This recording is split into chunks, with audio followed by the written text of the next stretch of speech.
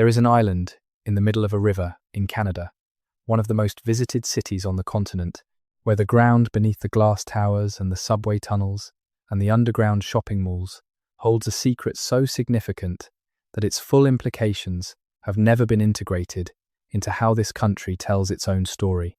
Not because the evidence is unclear, not because the archaeology is ambiguous or disputed in the way that genuinely uncertain evidence sometimes is, but because the story it tells is so incompatible with the founding myths of the country that sits above it, that acknowledging it fully would require a reckoning that official history has been quietly unwilling to undertake.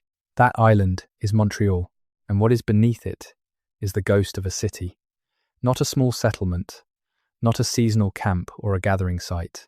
A city with organized streets and planned neighborhoods and defensive architecture so sophisticated that the first European who saw it wrote home, describing it in terms that his sponsors back in Paris almost certainly did not expect. Terms he used carefully, because what he was looking at did not fit the story that European expansion into the Americas was supposed to be telling. The story of empty land and waiting wilderness and peoples in a state of nature. What he was looking at was none of those things, and he knew it, and he wrote it down, and the gap between what he wrote and what the history books say he saw is one of the most revealing silences in the entire story of Canada. His name was Jacques Cartier. The city he described was called Hochelaga, and when he climbed the mountain at the center of the island in October of 1535 and looked out over the St. Lawrence River Valley in every direction, what he saw was not wilderness. He saw what a trained European observer in the 16th century would have recognized as a populated, organized, managed landscape. Fields stretching away from the river, evidence of settlement at multiple points along the water. And behind him, inside the palisaded walls of the community that had welcomed him with ceremony and protocol and the kind of formal diplomatic reception that required prior preparation, a city of thousands of people who had been living on that island and managing that river and building and trading and governing themselves for centuries before any European eye had ever turned toward the Western Ocean. Hochelaga is gone. The city that replaced it does not remember it except in the name of the mountain that Cartier climbed, the one he called Mont Royal, which became Montreal, and in the name given to the street grid that covers the island, and in the soil chemistry of certain patches of ground, where archaeologists occasionally find the faint signatures of what was once there, post holes, phosphate concentrations, the ghost chemistry of hearths that burned out 5 centuries ago, but it was there, and it was extraordinary, and the story of why most Canadians do not know what it was is itself one of the most significant stories in Canadian history. If you are watching this to fall asleep, that is exactly why I make these videos. Maybe subscribe and let me know where you are right now and what time it is, because this story deserves to be told in the quiet, in the dark, when the noise of the official narrative has settled and there is space to actually hear what the evidence says. And the evidence, when you read it carefully, when you go back to the original sources and the archaeological reports and the genetic studies and the oral traditions that have survived despite everything, says something that should fundamentally change how every person who lives in this country understands where they are. It says that Canada was not empty before the Europeans arrived. It says that what was here was not simple. It says that the people who built what was here were not living in a pre-civilizational state of nature, waiting for history to arrive and give their existence meaning. It says, in the language of post holes and soil stains, and midden deposits, and genetic data and oral traditions, carried across 5 centuries of disruption, that what was here was a civilization. Multiple civilizations, in fact, diverse and distinct, each adapted to their specific landscape, each sophisticated in their own terms, each building and organizing and managing and governing in ways that the official history of this country has spent 5 centuries declining to fully acknowledge. So, let us go back. Let us go back to what was actually here, before the silence settled over it, before the ghost cities sank into the ground and the trade networks collapsed and the populations fell, and the stories got rewritten. Let us go back to the evidence, because the evidence is there. It has always been there. In the ground, in the water, in the sky, in the living memory of communities that refused, despite everything, to forget. Let us start at the beginning. Not the European beginning, not the moment when the first ship appeared on the horizon, but the actual beginning, the beginning of the human story on this land. The last continental ice sheet retreated from most of what is now Canada roughly 12,000 years ago. As the ice moved north, it left behind a landscape being rebuilt from geological zero, new rivers finding their courses through valleys that had been compressed under kilometers of frozen weight, lakes forming in the depressions where the ice had sat heaviest, soil accumulating in the wake of the glaciers, thin at first and then deeper, as the biological processes that create soil established themselves behind the retreating ice. And behind the ice, following the animals that moved into the new landscape, human beings. The model that most people learnt in school, the model of a single migration across a Bering land bridge followed by a southward spread down through the Americas, is now known to be vastly oversimplified.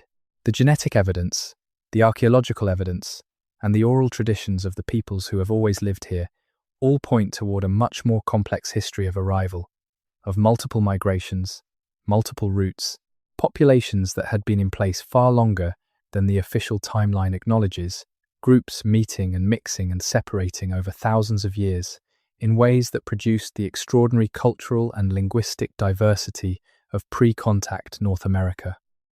But what we know with certainty is this. By the time the ice had retreated from the southern reaches of what is now Canada, people were there, following it north, moving into the newly released landscape, learning to live in environments that were still being shaped by the aftermath of glaciation, learning, over generations, and then over centuries, and then over millennia, the specific properties of specific places, which rivers ran salmon, which hillsides produced the best flint for tool-making, which coastal sections sheltered the richest shellfish beds, which forest compositions supported the largest deer populations. This learning was not casual, it was systematic. It was the kind of deep, multi-generational, accumulated knowledge of a specific landscape that can only be produced by long continuous presence. The kind of knowledge that, when you encounter its results, looks like something more than knowledge, looks like relationship. And that is what it was. The peoples who eventually built the civilization we are going to spend this story examining were not strangers to their landscape. They were its inhabitants in the fullest sense of that word.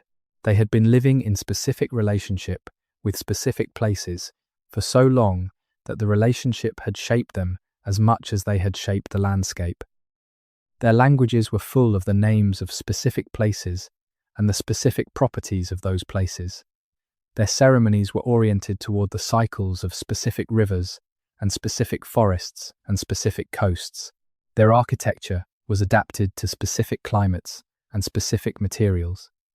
Their social structures were organized around specific resource systems. They were home, and what they built from that place of home, over 10,000 years of continuous presence and accumulating knowledge and increasing social complexity, was extraordinary.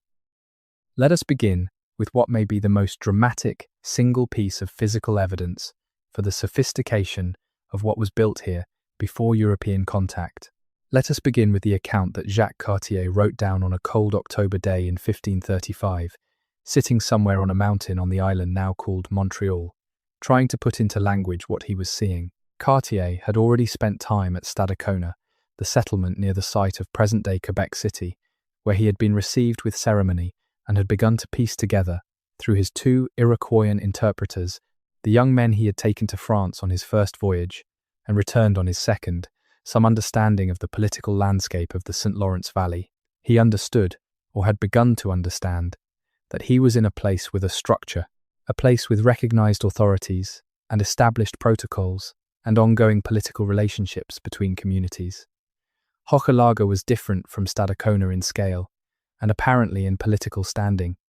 It was larger, it was more elaborately defended, and the reception it gave Cartier was, by his own account, of a different character. Not the wary diplomacy of Stadacona, where the community leadership had complicated feelings about his presence and his intentions, but something closer to a formal civic reception. Thousands of people, he wrote, men and women and children, coming out to meet the strangers from the great canoes. But it is his description of the town itself that matters most for our purposes. The town was circular, he wrote. About 50 longhouses, each 50 paces long, and 12 to 15 paces wide, built of wood and covered with bark. The whole surrounded by 3 concentric wooden walls. 50 paces is roughly 40 meters. 50 longhouses at that size, arranged in organized fashion within a palisade.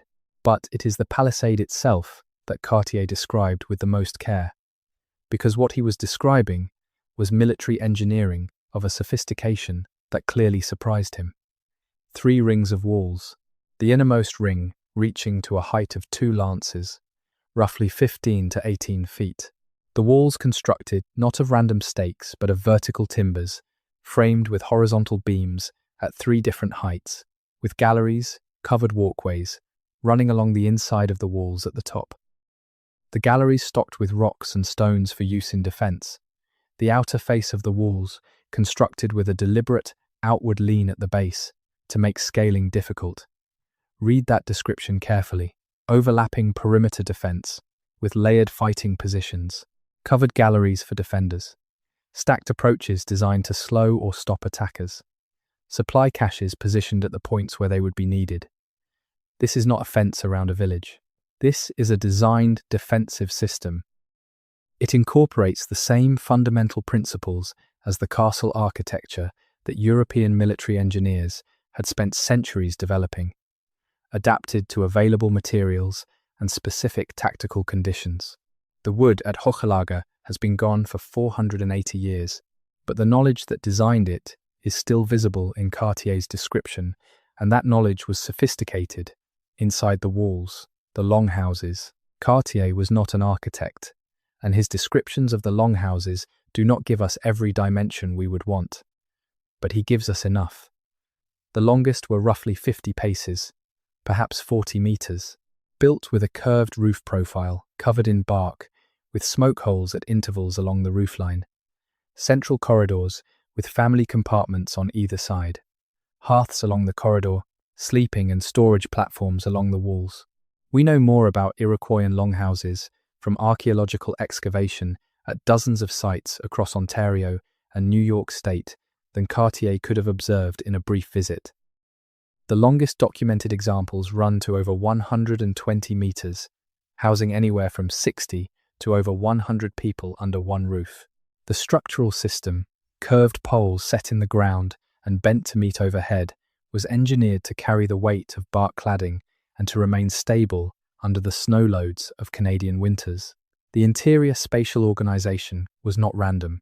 It was a deliberate design that maximized the social functions the building served while managing heat distribution efficiently in a cold climate.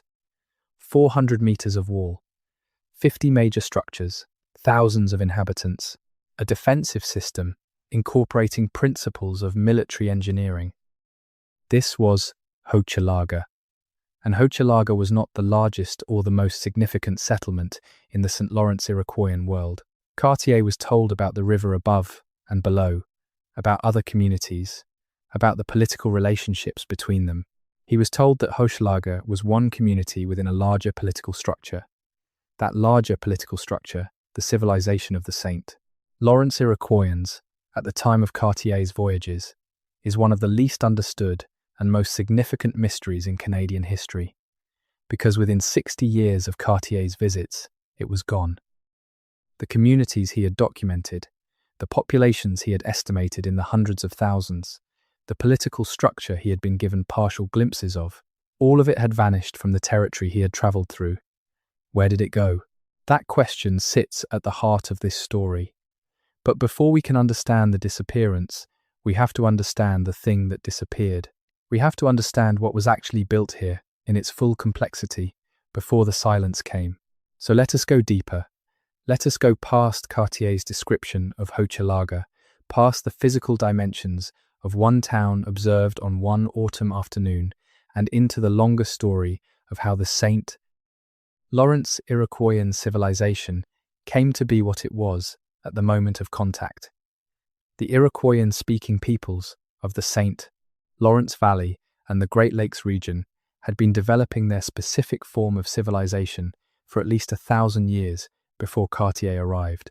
The archaeological record of this development is visible in the sites that predate the contact period, in the gradual growth of settlement size, the increasing elaboration of defensive architecture, the expanding scale of agricultural production, and the deepening complexity of the political relationships between communities. The earliest Iroquoian agricultural communities in Ontario and New York, dating to roughly 1,000 years before contact, were modest by the standards of what came later. Small villages, a few longhouses, perhaps 200 or 300 people. The agriculture was supplementary to hunting and gathering, rather than the primary subsistence base. The defensive architecture was simple or absent. Over the following centuries, as agricultural productivity increased and populations grew, as communities developed more sophisticated agricultural techniques and produced larger surpluses, the settlements grew. The longhouses multiplied. The palisades appeared and then grew more elaborate. The territorial relationships between communities became more complex and more carefully managed. The political structures that governed those relationships developed from the informal consensus mechanisms of small band societies into something considerably more elaborate. By the time of Cartier's voyages, the communities of the St. Lawrence Valley were the product of at least 800 years of continuous civilizational development. The palisades at Hochelaga were not recently invented.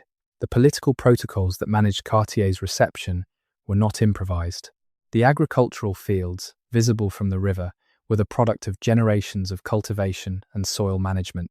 The population densities that allowed the communities Cartier described to be as large as they were reflected a food production system that had been optimized over centuries. This is what it means to encounter a civilization at a particular moment in its development. You see what it looks like at that moment, but you do not automatically see the depth of time that produced it. Cartier saw Hochelaga in 1535. He did not see the 800 years of development that had led to Hochelaga. He did not see the long gradual increase in settlement size and political sophistication that had produced the political structure he was being received by. He saw the result, not the process. The result was remarkable enough. The process was even more remarkable, and the process had not ended in 1535. The St. Lawrence Iroquoian civilization was not a static achieved state. It was a dynamic, developing system, still changing, still growing in complexity. The communities Cartier observed were not the endpoint of Iroquoian development. They were a moment in an ongoing story, the story that ended with epidemic disease and dispersal, and the silence that Champlain found when he returned 60 years later. But it was not destined to end that way. Nothing about the internal trajectory of the St. Lawrence Iroquoian civilization pointed toward the form its ending took. Civilizations end in many ways. They collapse from internal pressures, from resource depletion, from the failure of social systems that could no longer hold communities together. They change, sometimes beyond recognition, into something new. They are absorbed into larger political units. They fragment and reform. What they rarely do is disappear entirely, without warning, within the span of a single generation, leaving behind a landscape that looks almost as if they were never there. The speed and completeness of the St. Lawrence Iroquoian disappearance tells you something. It tells you that what happened was not the normal process of civilizational change. It was something catastrophic, something that operated at a speed beyond the capacity of any social system to adapt to. Disease operates at that speed. Epidemic disease introduced to a population with no prior immune exposure does not spread slowly enough for cultural adaptation to catch up with it. It does not give political systems time to reorganize around the reality of sudden massive population loss. It does not wait for the knowledge transmission systems of oral tradition to find new carriers. It kills the elders who hold the knowledge. It kills the political leaders who hold the alliances together. It kills the craftspeople who hold the technical knowledge of how to build and repair the systems of daily life. It kills the children who would have been the next generation of knowledge holders, and then it moves on, down the trade networks to the next community and the next, carrying the same devastation into populations that had never encountered anything like it and had no more capacity to understand what was happening to them than Hochelaga had. By the time Champlain returned to the St. Lawrence in the early 1600s, the disease had been doing its work for 60 years. 3 generations of catastrophic mortality in a pre-literate society that maintained its knowledge through oral transmission meant that much of what had made the civilization what it was had already been lost before any sustained European presence arrived to witness it. Champlain was not walking through a place where civilization had never existed. He was walking through a place where a civilization had recently died. The distinction matters. It matters for how we understand what was here. It matters for how we understand what was done to it. And it matters for how we understand what we owe to its memory. Let us go west now. Let us go to the other end of the country and the other end of the civilizational spectrum, to the Pacific coast, where a different kind of civilization was building different kinds of structures in a different kind of landscape, and had been doing so for a very long time. The northwest coast of British Columbia is, ecologically, one of the most productive coastlines in the world.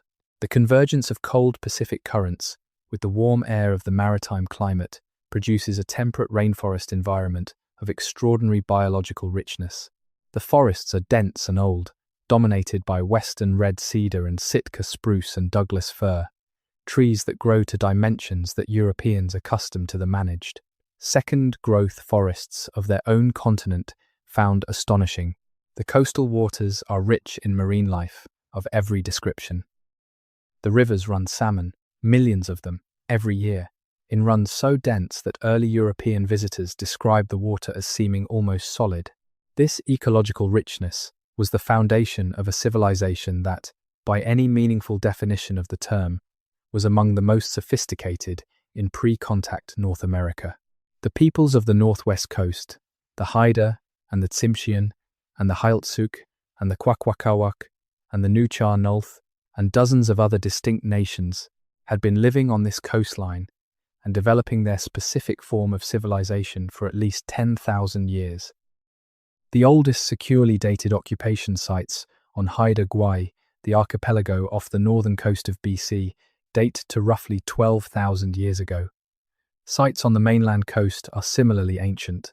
10,000 years of continuous presence on one of the most productive coastlines on Earth, developing over that span the specific knowledge, the specific technology, the specific social structures, and the specific artistic traditions that characterize Northwest Coast civilization at the time of European contact.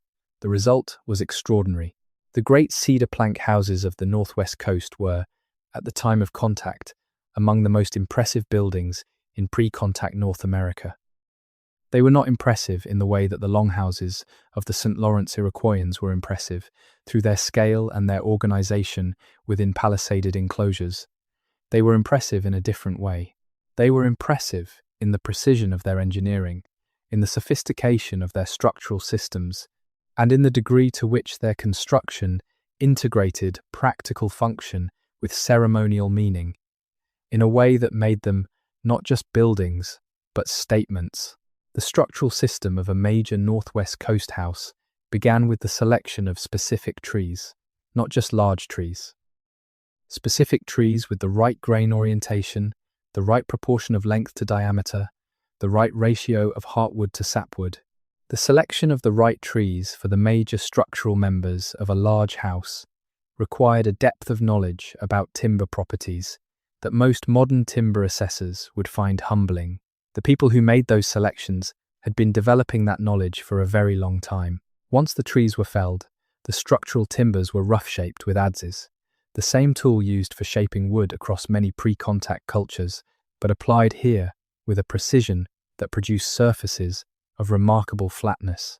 The major posts and beams that formed the structural skeleton of the building were mortised and tenoned with a precision of joinery that allowed the structure to be built without metal fasteners and without losing structural integrity, under the loads and stresses of the specific environment it was built in. The loads on a northwest coast house were significant. The rainfall in coastal BC is extraordinary by the standards of most inhabited places on Earth. The snow loads at higher elevations are considerable. The winds that come off the Pacific in the winter months are powerful and sustained. A building that was going to function as the year-round permanent home of a large extended family group, the kind of dwelling that was worth the enormous investment of labour and skill that a great house required, had to be built to handle all of these loads without the failure modes that would make it unsafe. The Northwest Coast builders knew how to build to those requirements. They had been building to those requirements for a very long time. The specific structural choices visible in excavated house site evidence, going back hundreds of years, show consistent application of the same principles across generations, adapted to specific conditions at specific sites, but reflecting a shared understanding of how to build well in this landscape. The largest documented examples of these houses ran to over 60 meters in length and 15 meters in width. They housed extended family groups of 30 to 60 people in an interior organized into defined spatial zones for sleeping, cooking, storage, and the ceremonial functions that were inseparable from residential life in Northwest Coast society. And in front of these houses, the poles. The carved poles of the Northwest Coast are the most visually distinctive element of the tradition for most outsiders, and they are simultaneously the most misunderstood. We encounter them in museums, isolated from the social context that gave them meaning, or in reconstructed village sites, where the visual power of the carvings tends to overwhelm any attempt to explain what they actually were. What they actually were was a form of public communication of extraordinary sophistication. A pole raised in front of a chief's house was not decoration. It was a document. It was a carefully composed, deliberately structured statement of genealogical and political information encoded in a visual language that every member of the society could read. The figures carved on that pole, each specific animal and supernatural being in its specific position with its specific attributes, told the story of the lineage that had the right to raise it. They declared the clan connections, the territorial rights, the relationships to specific supernatural powers, the history of significant events that defined that lineage's standing in the community. Other chiefs who saw the pole could read it. They could evaluate its claims. They could identify the specific figures that supported specific rights. They could, in principle, contest any claim that they believed was being overstated or incorrectly attributed. The pole was not just a proclamation, it was a legal document, publicly displayed and publicly readable by those who had the knowledge to interpret it. This system of encoded public communication served many of the same functions as written legal documents in literate societies. It preserved genealogical and property records across generations. It established and defended territorial claims. It communicated social standing in a format that was visible to and interpretable by everyone in the relevant community. The societies that created and maintained this system were not pre-literate in the sense of being without sophisticated information management. They were literate in their own terms, using a different medium for a different set of purposes, but literate in the functional sense of having a system for encoding and transmitting complex information that worked reliably and produced the social outcomes it was designed to produce. The Northwest Coast peoples were also among the most sophisticated maritime engineers in pre-contact North America. The ocean-going dugout canoes of the Haida and their neighbours were constructed from single red cedar logs using a process of controlled steam expansion that produced hull forms of genuine hydrodynamic sophistication. The process required deep knowledge of the material properties of cedar, of the physics of heat-induced plasticity in wood, of the specific hull forms that produced the performance characteristics needed for open Pacific voyaging. These were not simple boats. They were engineered vessels, designed for specific conditions and specific purposes, manufactured through a process that required both deep technical knowledge and considerable organizational capacity. The largest Haida canoes were over 15 meters in length and carried crews of a dozen or more men on trading voyages that covered hundreds of kilometers of open coastline. The trading relationships maintained through those voyages were part of a commerce network of considerable extent. The Northwest Coast peoples traded not just with each other, but with interior peoples across the coast mountains, exchanging marine products for interior goods, maintaining long-standing commercial relationships that required the social and political infrastructure to sustain them. And at the center of all of this commerce and social organization and political complexity was the potlatch. The potlatch is one of the most significant and least understood institutions of pre-contact Northwest Coast civilization, and it deserves more serious attention than it typically receives. Because the potlatch was not a curious cultural custom, it was an economic and political system, a sophisticated, functional, deliberately designed system for managing the distribution of wealth, the validation of social relationships, and the maintenance of political stability across a ranked society. In a potlatch, a person of high rank, a chief, or someone of aspirational social standing, hosted a gathering of guests from other communities and proceeded to distribute, sometimes in enormous quantities, goods and food, and prestige items. The guests received these distributions in accordance with their own social standing. The host's standing was enhanced by the scale and generosity of the distribution. The economic logic of this is not irrational, as it might seem to modern Western eyes.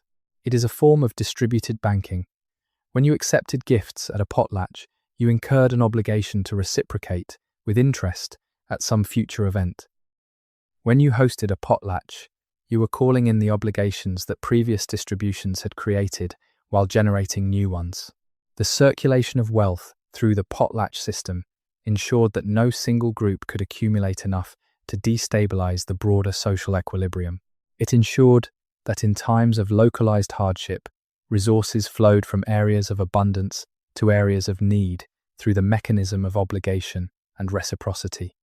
It was insurance, it was banking, it was political currency, all in one system, managed through ceremony and social obligation rather than markets and contracts. When the Canadian government banned the potlatch in 1885, they were not suppressing a primitive ritual. They were attacking the economic infrastructure of a functioning civilization because that civilization was too successful on its own terms to be easily absorbed into the colonial economy the government was trying to create. The men who pushed for the ban said so explicitly. They described the potlatch as incompatible with the economic development they were trying to promote. They were right. The potlatch was incompatible with the colonial economy. But that was not a mark against the potlatch. It was a mark against the colonial economy. Let us go to the interior of British Columbia now, to a landscape that the conventional picture of pre-contact Canada treats as sparsely populated, semi-wilderness, and look at what the archaeological record actually reveals. The Fraser River system of British Columbia is one of the most productive salmon systems on the planet. The annual salmon runs in this river, and its tributaries are measured in millions of individual fish. The spawning channels of the Fraser watershed represent one of the densest concentrations of anadromous fish biomass anywhere on Earth. For a human population with the knowledge and technology to exploit this resource, the Fraser system is effectively an agricultural system operating at an enormous scale without the need for cultivation. The peoples of the interior plateau of British Columbia, the Nlaka'pamux, the Statimk, the Secwepemc, and related groups, developed over thousands of years a technology for harvesting, processing, and storing salmon at scales that could support large, permanently settled populations. The technique was deceptively simple in its operation and enormously sophisticated in its execution. Salmon were caught during the peak runs using various methods, cleaned, split, and hung on drying racks in the dry desert wind of the interior plateau. Properly prepared and dried, salmon keeps for a year or more. A single productive household could process enough fish during a peak run to meet its protein needs for an entire year. This is food security at a level that supports not just survival, but social complexity. When your food supply is secured annually, in a period of intense effort, and then stored against the year, you are free during the rest of the year to do other things, to build, to organize, to develop the social and cultural complexity that surplus supports. The result, at a site called Keatley Creek in the Mid-Fraser Canyon region, was one of the largest and most archaeologically significant pre-contact settlements in British Columbia. Located on a terrace above the Fraser River, the site contains over 100 pit house depressions, including at least 4 that exceed 15 meters in diameter. The largest pit houses at the site, at their maximum occupation, housed extended family groups of perhaps 30 to 50 people. At peak occupation, the site's total population has been estimated at between 1,000 and 1,500 people. This is not a village. By any reasonable definition, this is a town. And the pit house architecture that housed those 1,500 people deserves more attention than it receives.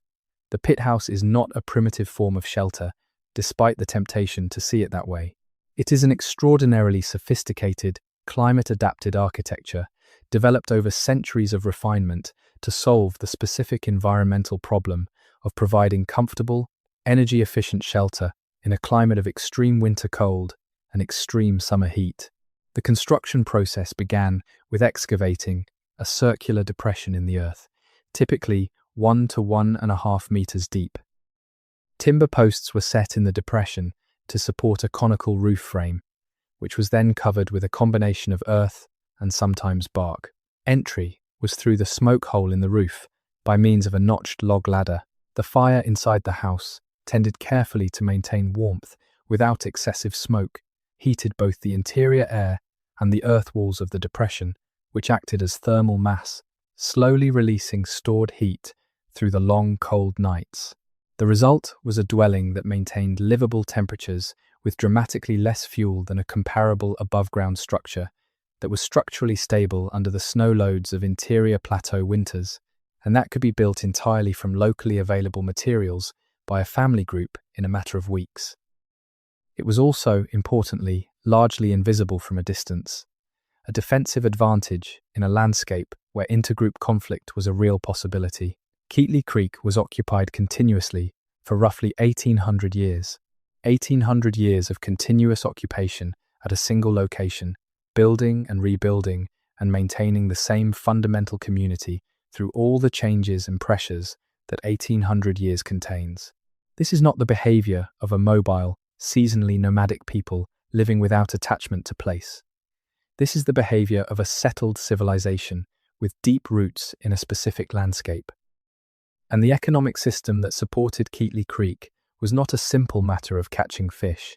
It was a complex, managed resource system that included, among other elements, deliberate management of the riverbanks and riparian vegetation to maintain productive fishing locations, construction and maintenance of fish weirs and traps of considerable engineering, sophistication, management of the drying racks and smoking facilities that process the catch, management of the storage facilities that kept the processed fish through the winter, and management of the social protocols that determined who had access to which fishing locations under which conditions. All of this required governance.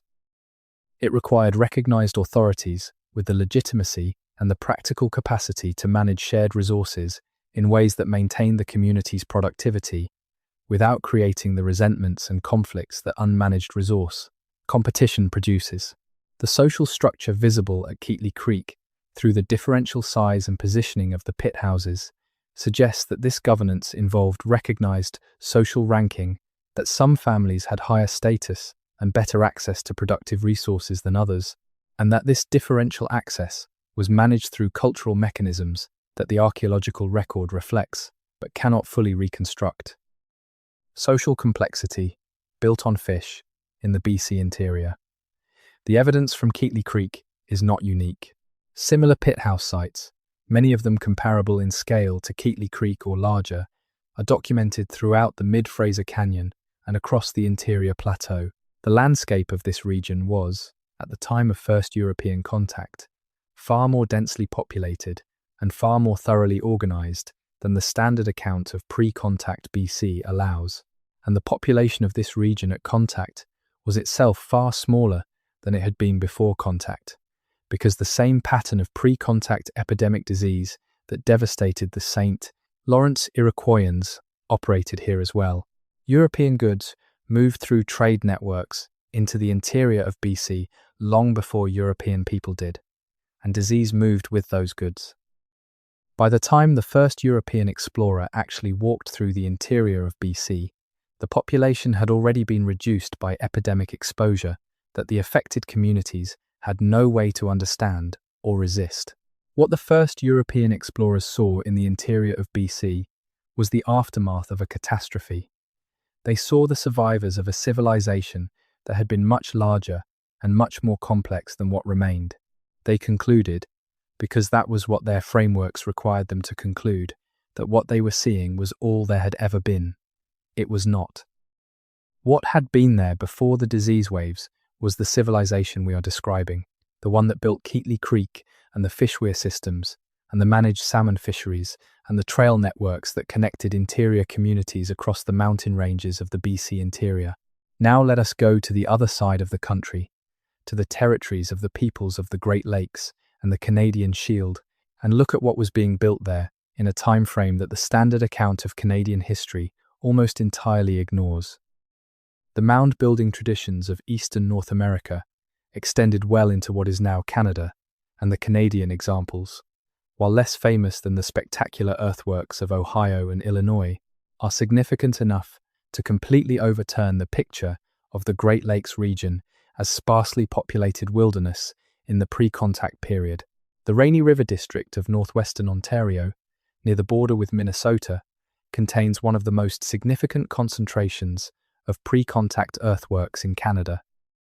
The Manitou Mound site on the Rainy River, known as Kaina Chiwa Nung in Ojibwe, meaning the place of the long rapids, is a complex of mound structures and habitation areas that represents thousands of years of continuous use. The site includes burial mounds of both Hopewell and later cultural periods, platform features whose purpose has been interpreted as both residential and ceremonial, and evidence of habitation extending back roughly 8,000 years. The oldest components of the site are among the earliest evidence of human presence anywhere in northwestern Ontario. The most recent pre-contact components are associated with the Laurel and later Black Duck archaeological complexes and date to within a few centuries of European contact. 8,000 years of use at a single location on the Rainy River, with the most intensive phases representing participation in continental exchange networks that connected the Great Lakes region to trade goods and ceremonial practices originating hundreds or thousands of kilometers distant. The burial mounds at the Rainy River sites contain material culture that tells a clear story about the scale of those exchange networks. Copper objects from the Lake Superior, copper-bearing formations, marine shells from the Gulf of Mexico, ceremonial objects in materials and styles associated with the Hopewell interaction sphere, the continental ceremonial and trade network that linked communities from the Rocky Mountains to the Atlantic coast between roughly 200 BC and 500 AD, marine shell from the Gulf of Mexico in a burial mound in northwestern Ontario. Think about what that means. It means that the community that buried that person with that shell had access to trade goods that had traveled through multiple hands and multiple exchange relationships, from the Gulf Coast of North America to the northwestern Ontario boreal forest, a distance of roughly 3,000 kilometers, across multiple cultural and ecological zones, through exchange networks that required the social infrastructure to establish and maintain relationships across all of those zones.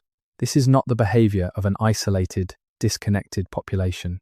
This is the behavior of a community embedded in a continental system of exchange and communication, one of the most extensive in the pre-contact world. And the Rainy River sites are not the only example in Ontario. Similar burial mound complexes, similar evidence of Hopewell and later exchange connections, similar evidence of organized social complexity expressed through elaborated burial practice are documented across a broad swath of southern and central Ontario. The Rice Lake Mounds in Peterborough County, the mound complexes of the Thames River Valley, the earthwork enclosures of the Niagara Peninsula, all of them tell variants of the same story, a story of communities embedded in continental exchange networks, communities organized to a degree of social complexity that produce the capacity to build monumental structures and to participate in long-distance commercial and ceremonial relationships. The Great Lakes region of Canada was not empty. It was not simple. It was part of a continental system of extraordinary reach and sophistication, and the communities that were part of that system were building and trading and organizing themselves in ways that the standard account of Canadian pre-contact history has never fully acknowledged. Let us look at the copper. The copper of the Great Lakes region is the single most concrete piece of physical evidence for the scale of pre-contact North American trade and organization, and its Canadian dimensions are underappreciated even by people who know the American copper story. Native copper, metallic copper occurring naturally in forms that can be cold-hammered and worked without smelting, is found in the Lake Superior Basin in enormous quantities, concentrated especially in the formations of the Keweenaw Peninsula and in related outcrops around the north and east shores of the lake. This copper was being extracted and worked long before European contact. The evidence for pre-contact copper mining in the Lake Superior region is extensive and clear. Mine pits, hammerstones, evidence of fire setting to crack the rock around copper deposits. The volume of extracted copper, estimated from the size and number of ancient mine pits, is staggering. Current archaeological estimates suggest that somewhere between several hundred million and several billion pounds of copper were removed from the Lake Superior region over a period of roughly 5,000 years, from approximately 3000 BC to approximately 1200 AD. This was industrial-scale resource extraction, not a cottage industry of occasional small-scale collection. A sustained, organized, large-scale mining operation that extracted copper in quantities sufficient to supply a continental trade network over 5 millennia. The copper moved through that network in ways that tell us about the sophistication of the organization that managed it. Copper from the Lake Superior region has been found at archaeological sites across an enormous geographic range. In burial mounds in Ohio and Illinois, in ceremonial deposits along river systems in Louisiana, in burial contexts in the Atlantic coastal regions of the American Southeast. The distribution pattern of this copper traces the outline of the Hopewell and later exchange networks with remarkable clarity. And Canada was not simply the source region for this copper. The peoples of the Great Lakes region, the Ojibwe and related Anishinaabe peoples, were not peripheral participants in the network they supplied. They were, during the periods of most intensive copper production, among the most strategically important actors in the continental exchange system. Control of access to the most important prestige material in the network gave them leverage that translated directly into political and commercial influence. The relationships between Great Lakes communities and their exchange partners to the south and east were not simple market transactions. They were political relationships, maintained through ceremony and alliance and the complex protocols of intercommunity diplomacy. The knowledge of how to navigate those relationships, how to manage the politics of resource control in a continental exchange network, how to maintain alliances across cultural and linguistic boundaries over long periods, that knowledge was itself part of what was built in Canada before European contact. It was built in the social structures and ceremonial practices of the Anishinaabe peoples, in the diplomatic traditions that allowed communities from different linguistic and cultural backgrounds to maintain productive exchange relationships over centuries. It was built in the oral traditions that preserved the history of those relationships and the protocols for maintaining them.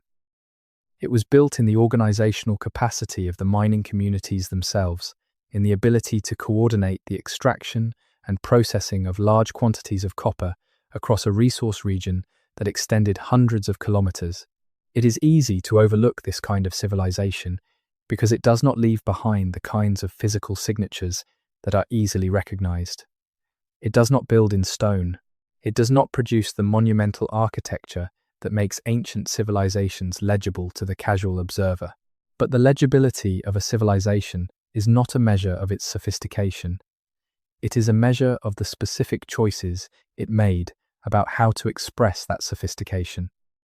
The Great Lakes peoples chose to build in networks and relationships and oral traditions and ceremonial systems. They built in copper that traveled 3,000 kilometers and in diplomatic protocols that maintained alliances across generations and in ecological management systems that sustained the productivity of the lake and forest environments they depended on. They built a civilization. It just looked different from the ones we have been taught to recognize. Now let us talk about something that most histories of Canada treat as a development of the late pre-contact period. Something relatively recent by the deep timescales we have been using throughout this story. Something that is, in terms of its implications for how we understand Indigenous political sophistication, perhaps the most significant achievement in the entire pre-contact history of northeastern North America. The Haudenosaunee Confederacy, the League of the Iroquois, the Great Peace. The 5 nations that constituted the original Haudenosaunee Confederacy, the Mohawk, the Oneida, the Onondaga, the Cayuga, and the Seneca, occupied a territory running roughly east to west across what is now upstate New York, with the Mohawk in the east and the Seneca in the west. The Tuscarora, the 6th nation, joined later, following their displacement from the Carolinas in the early 18th century. The territory of the Haudenosaunee extended north into what is now Ontario and Quebec, and the political decisions made by the Confederacy throughout the colonial period shaped the geopolitical landscape of all of northeastern North America. The founding of the Confederacy is placed by different traditions and different scholarly analyses at various points between roughly 1400 and 1600 AD. The oral traditions of the founding are carried in the Haudenosaunee community to this day and describe a period of extraordinary violence and social disruption preceding the formation of the Confederacy, a time when the 5 nations were at war with each other and with themselves, when blood feuds and retaliatory cycles were destroying the communities that were caught in them. Into this period of crisis came a figure known as the Peacemaker, a man called Deganawida, and his spokesperson and partner Hiawatha, an Onondaga leader who had been driven mad by grief over the death of his daughters in the violence of the period. The story of how Deganawida and Hiawatha travelled from nation to nation, persuading the leaders of each to set aside their feuds and join a new political structure, is one of the great founding narratives of North American civilization. It is also, when you read it carefully, a description of a genuine political achievement. Not a mythological event, but a real political process. The creation of a constitutional framework that resolved the specific problems of intercommunity violence in the specific context of the northeastern woodlands, and that proved durable enough to be still in operation when Europeans arrived. The Great Law of Peace, the constitution that Deganawida and Hiawatha developed and that the Confederacy operated under, was not a simple agreement. It was a complex political document specifying the powers and responsibilities of each member nation, the procedures for collective decision-making, the mechanisms for conflict resolution between member nations, the specific roles of different categories of people in the political process, and the fundamental principles that governed the whole. The Confederacy was not a unified state in the European sense. The member nations maintained their distinct identities, their distinct territories, their distinct internal governance. But they agreed, through the Great Law, to specific constraints on their behavior toward each other and to specific procedures for resolving disputes. They agreed to present a unified political face to external parties. They agreed to specific protocols for incorporating new members and for dealing with communities that violated the law. This is constitutionalism. It is the political achievement of creating a framework for collective governance that is durable because it is based on agreed principles rather than on the personal authority of a specific leader. It is the political achievement of creating mechanisms for peaceful conflict resolution between units that have the capacity to make war on each other. It is one of the most difficult and significant achievements in the entire history of human political organization, and it was accomplished in northeastern North America by indigenous peoples well before European contact. The relationship between the Great Law of Peace and the Constitution of the United States is not a peripheral footnote to American history. It is a significant connection that has been acknowledged by historians, by political scientists and by the framers themselves. Benjamin Franklin wrote about the Haudenosaunee Confederacy explicitly and in terms that make clear he was considering it as a model for the kind of federal union he was trying to create. The Albany Plan of Union, Franklin's 1754 proposal for a colonial federation, incorporates structural principles that are visibly related to the Confederacy model. The political ideas that produced the American constitutional system did not come solely from Greek and Roman precedent and Enlightenment philosophy. They came also from direct observation of a functioning constitutional system that had been operating in northeastern North America for at least a century before the American Revolution, and possibly much longer. This is the kind of fact that, when you let it fully settle, changes the intellectual geography of the continent. The idea of constitutional government under a written framework that distributes power between component units and protects against its concentration, the idea that is usually presented as the specific contribution of the European Enlightenment to the American founding, was also present, in a functioning institutional form, in the indigenous political tradition of the same northeastern North American landscape where the American Republic was being invented. The concept was not transferred one way. It was present on both sides of the encounter, in different forms and from different sources, and the founders were sufficiently thoughtful to notice and learn from the indigenous form they could observe directly. That is a story that changes how we understand the intellectual and political history of North America. And it is a story that has been consistently underemphasized, precisely because acknowledging it fully would require acknowledging that the people who built the Confederacy were not living in a pre-political state of nature. They were living in a constitutional state of civilization. And that acknowledgement is incompatible with the founding myths of the colonial project that ultimately displaced them. There is a civilization that was once one of the largest political units in northeastern North America, and that has been almost entirely forgotten by most people who live on the land it occupied. The neutral nation, called Atawandaran by their Algonquian-speaking neighbours, occupied the territory between Lake Erie and Lake Ontario in what is now southern Ontario. They were called neutral because they maintained trading relationships with both the Haudenosaunee Confederacy to the south and east and the Wendat Confederacy to the north, declining to be drawn into the conflicts between these two major powers. Population estimates for the neutral at their peak range from 20,000 to 40,000 people, organized into numerous settlements distributed across their territory. Their settlements were large.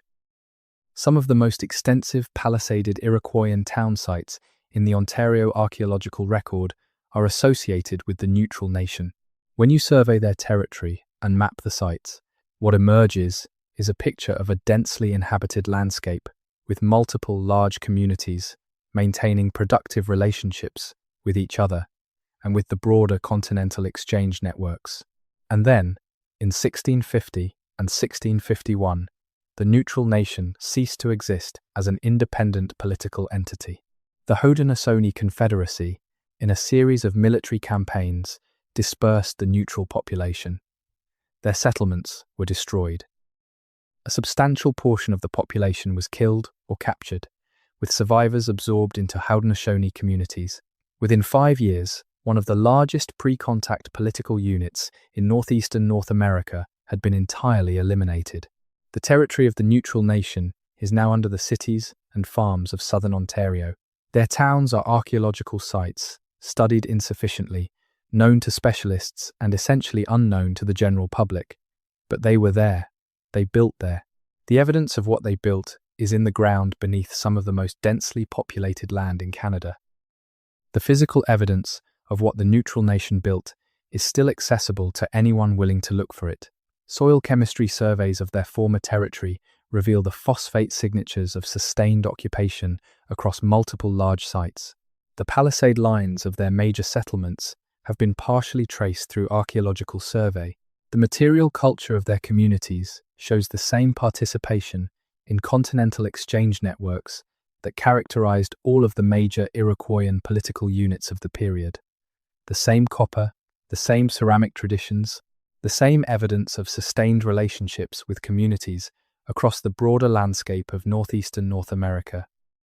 They were not marginal, they were substantial, and their erasure from the standard historical account of this territory is itself part of the larger story of how pre-contact complexity has been consistently minimized. Let us go to the prairies now. Let us go to the vast, flat landscape of southern Alberta and Saskatchewan, a landscape that could not be more different from the cedar-draped coasts of BC or the maple forests of Ontario, and look at what was built there in a time frame that requires a fundamental revision of what most people think they know about pre-contact North American civilization. The Great Plains of North America are often imagined as a landscape of pure, untouched nature, a wilderness in the most complete sense, traversed by nomadic peoples following the buffalo without leaving any permanent mark. This image is wrong in almost every particular, and the evidence for how wrong it is has been sitting in plain sight on the landscape for centuries, waiting for enough people to look at it honestly. The medicine wheels of the Canadian and American plains are among the most significant and most underappreciated pre-contact monuments in North America. There are more than 200 documented examples scattered across southern Alberta, Saskatchewan, and adjacent American states, with significant concentrations in areas whose geology and hydrology made them particularly attractive for sustained human presence. A medicine wheel is, at its most basic, a stone structure consisting of a central cairn surrounded by a circular ring of stones, with stone lines or spokes radiating outward from the center to the ring. Some examples also have outer rings or additional features.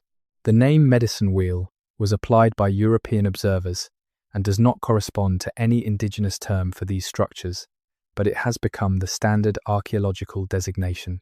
The Majorville Cairn and Medicine Wheel in southern Alberta is one of the largest and most thoroughly studied Canadian examples. The site consists of a large central cairn, approximately 9 meters in diameter and nearly 2 meters high, surrounded by a stone ring roughly 29 meters in diameter, with 28 spokes radiating outward from the central cairn. The central cairn is massive.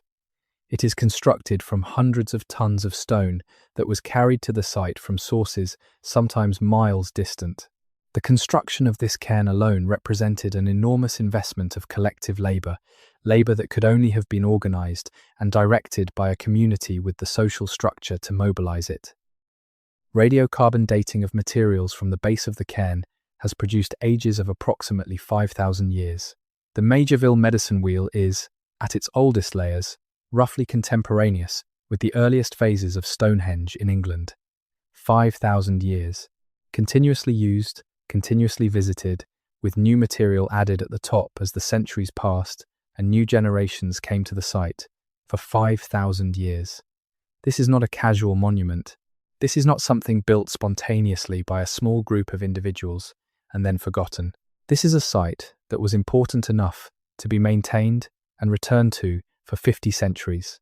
Important enough that the knowledge of its significance and how to use it was transmitted across hundreds of generations. The specific nature of that importance has been studied through astronomical analysis of the site's alignments, and what that analysis reveals is a monument that was carefully positioned to mark astronomical events of both ceremonial and practical significance. The alignments at Majorville and at comparable medicine wheel sites have been analysed by several researchers, and while the details of the interpretations differ, the consensus is clear enough. These sites were positioned and oriented with deliberate awareness of the movements of the sun and specific stars.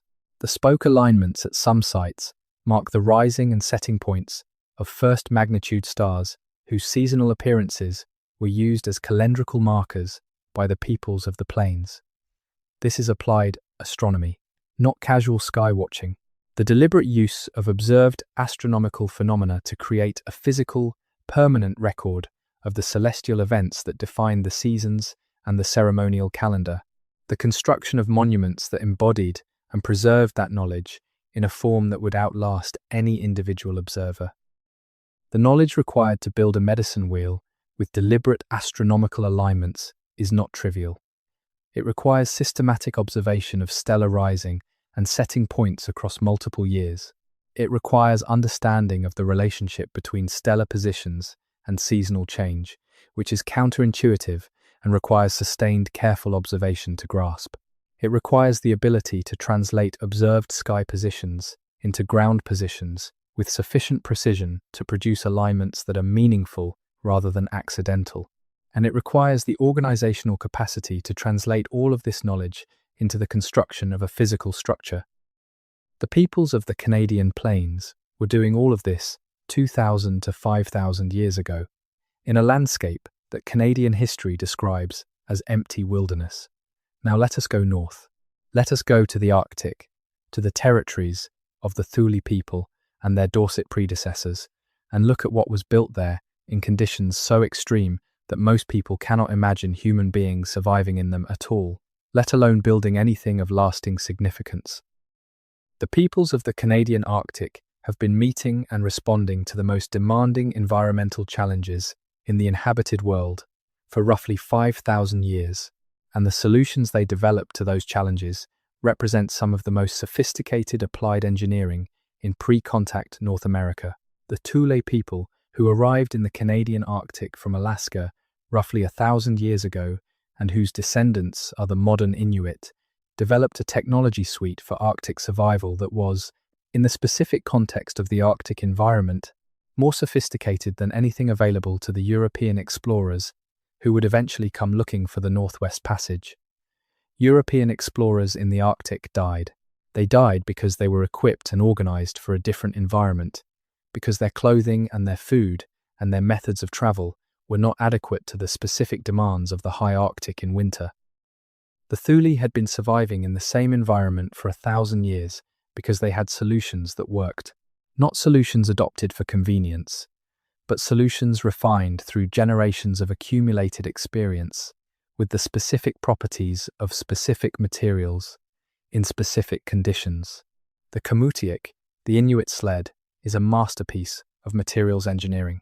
It is built without nails or bolts, using lashing and the specific mechanical properties of the materials involved to create a structure that is flexible enough to absorb the irregular movement of travel over sea ice without breaking, while being rigid enough to carry significant loads and to be pulled by dogs at speed.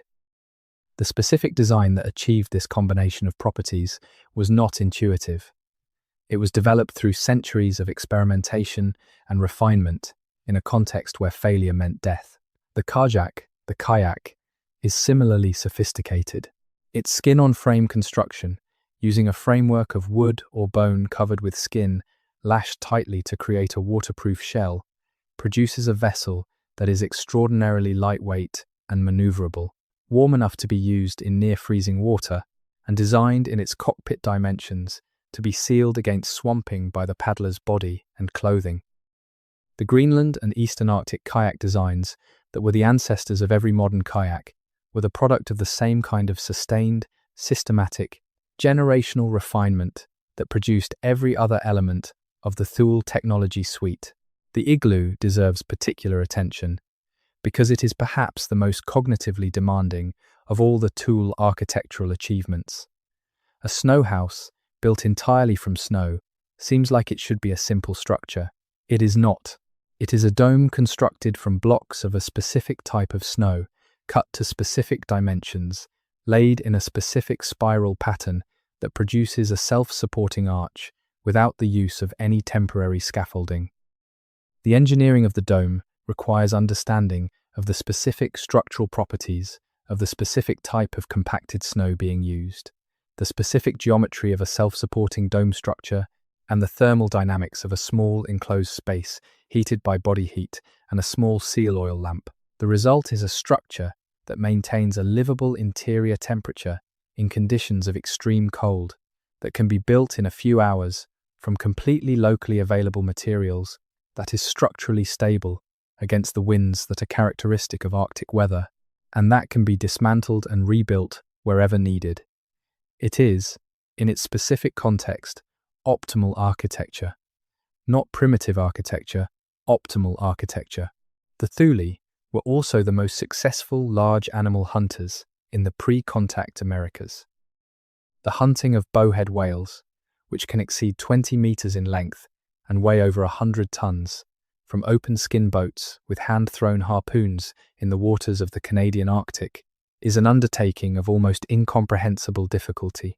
It requires boats of specific design and construction, harpoons of specific mechanical properties and specific attachment systems, lines and buoys of specific dimensions and weights, and a crew that is not just physically capable, but coordinated and trained to execute a complex sequence of actions in the chaotic conditions of a whale strike.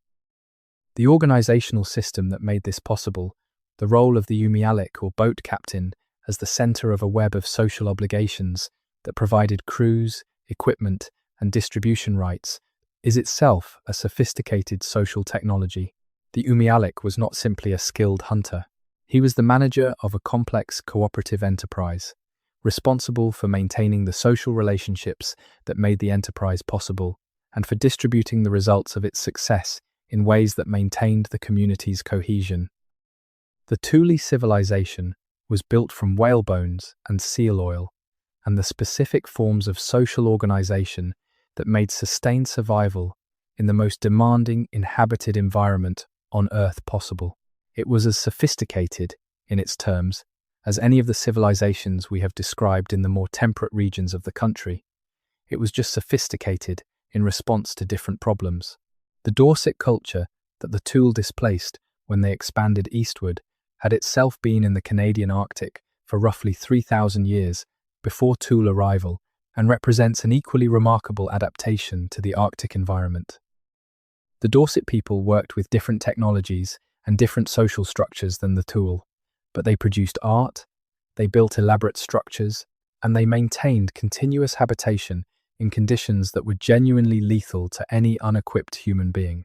When we survey the full range of pre-contact Canadian civilization, from the longhouse cities of the St. Lawrence Valley, to the cedar plank houses of the Pacific coast, to the pit house towns of the BC, interior to the mound complexes of the Great Lakes, to the medicine wheels of the plains, to the snow houses and whale hunting, technology of the Arctic, what we are looking at is not one civilization but many, each adapted to its specific environment, each sophisticated in its own terms, each representing the product of thousands of years of accumulated human experience with a specific piece of this land.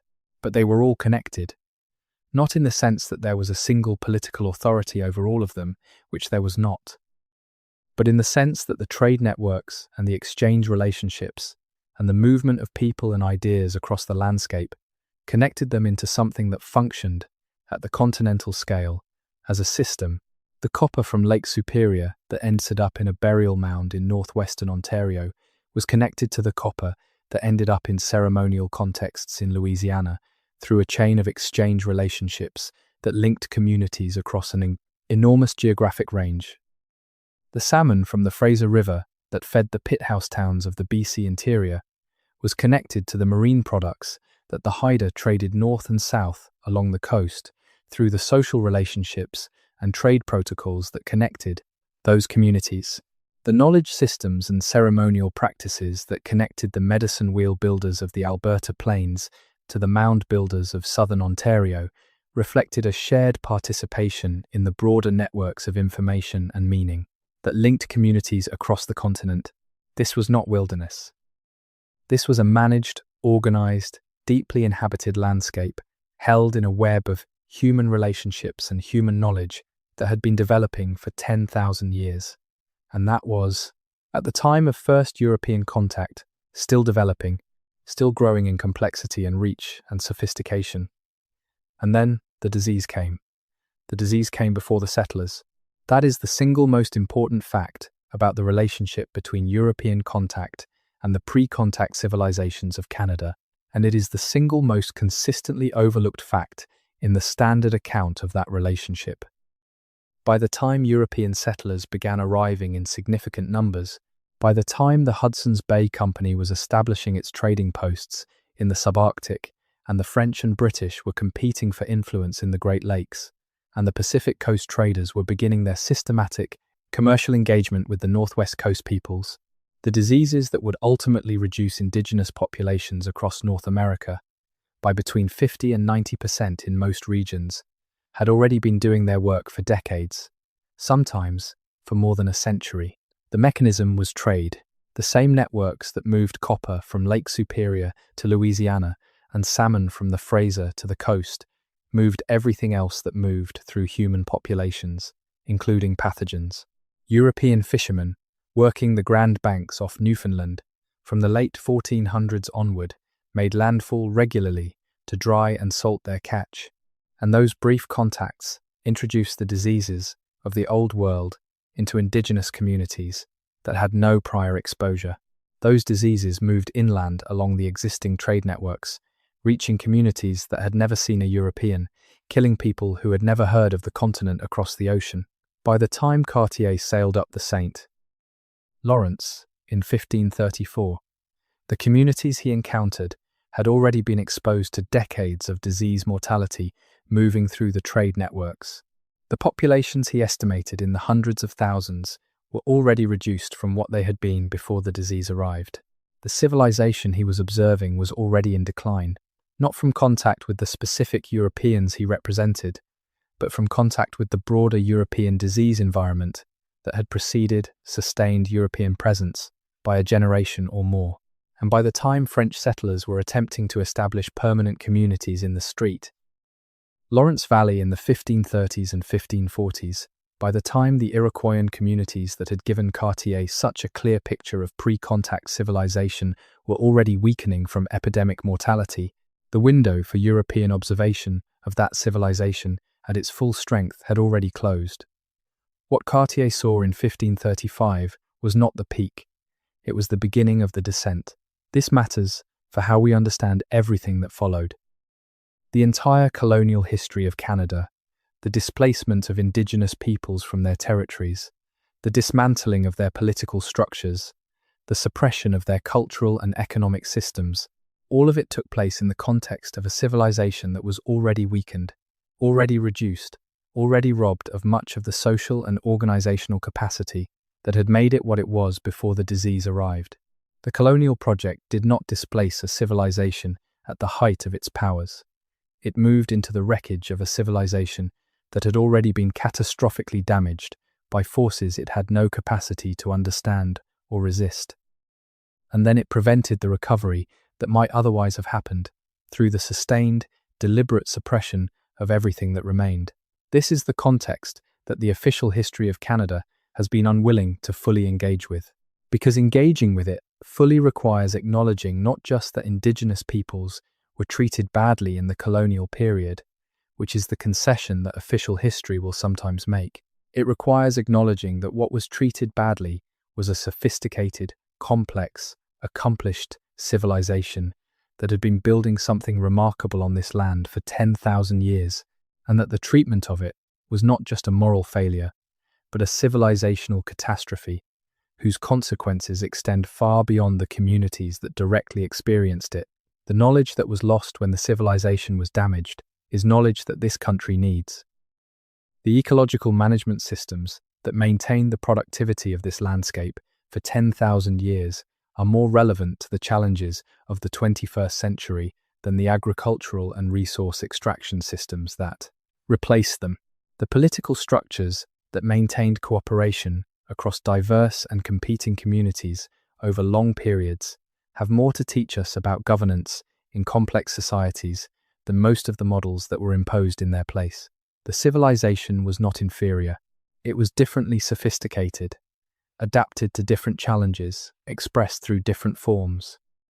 But in its specific terms, in its achievement of sustainable human habitation on this specific land over long periods, it was remarkable, and its loss was a tragedy, not just for the peoples who built it, but for everyone who lives on this land now and will live on it in the future.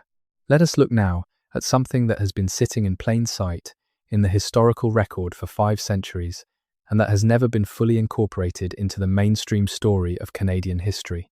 Something that requires no archaeological interpretation, no dating technique, no specialized expertise to understand. Something that was written down by European observers at the time and that says, in the clearest possible terms, that what they encountered in Canada before substantial European settlement was organized, defended, and not available to be taken without consequence. The Norse.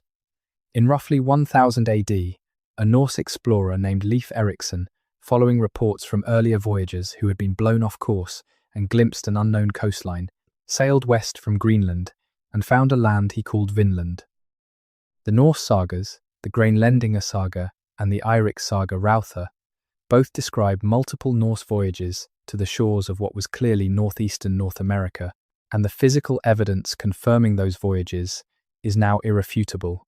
The excavated Norse site at Landsaw Meadows in Newfoundland, occupied around 1000 AD, is a confirmed pre-Columbian Norse presence in North America, acknowledged and accepted by mainstream archaeology. But the Norse sagas describe not just Norse arrival, they describe Norse interaction with the people they found there. The Norse called the indigenous people of the region Skraelings, a word whose exact etymology is debated, but that carries connotations of the foreign and the threatening.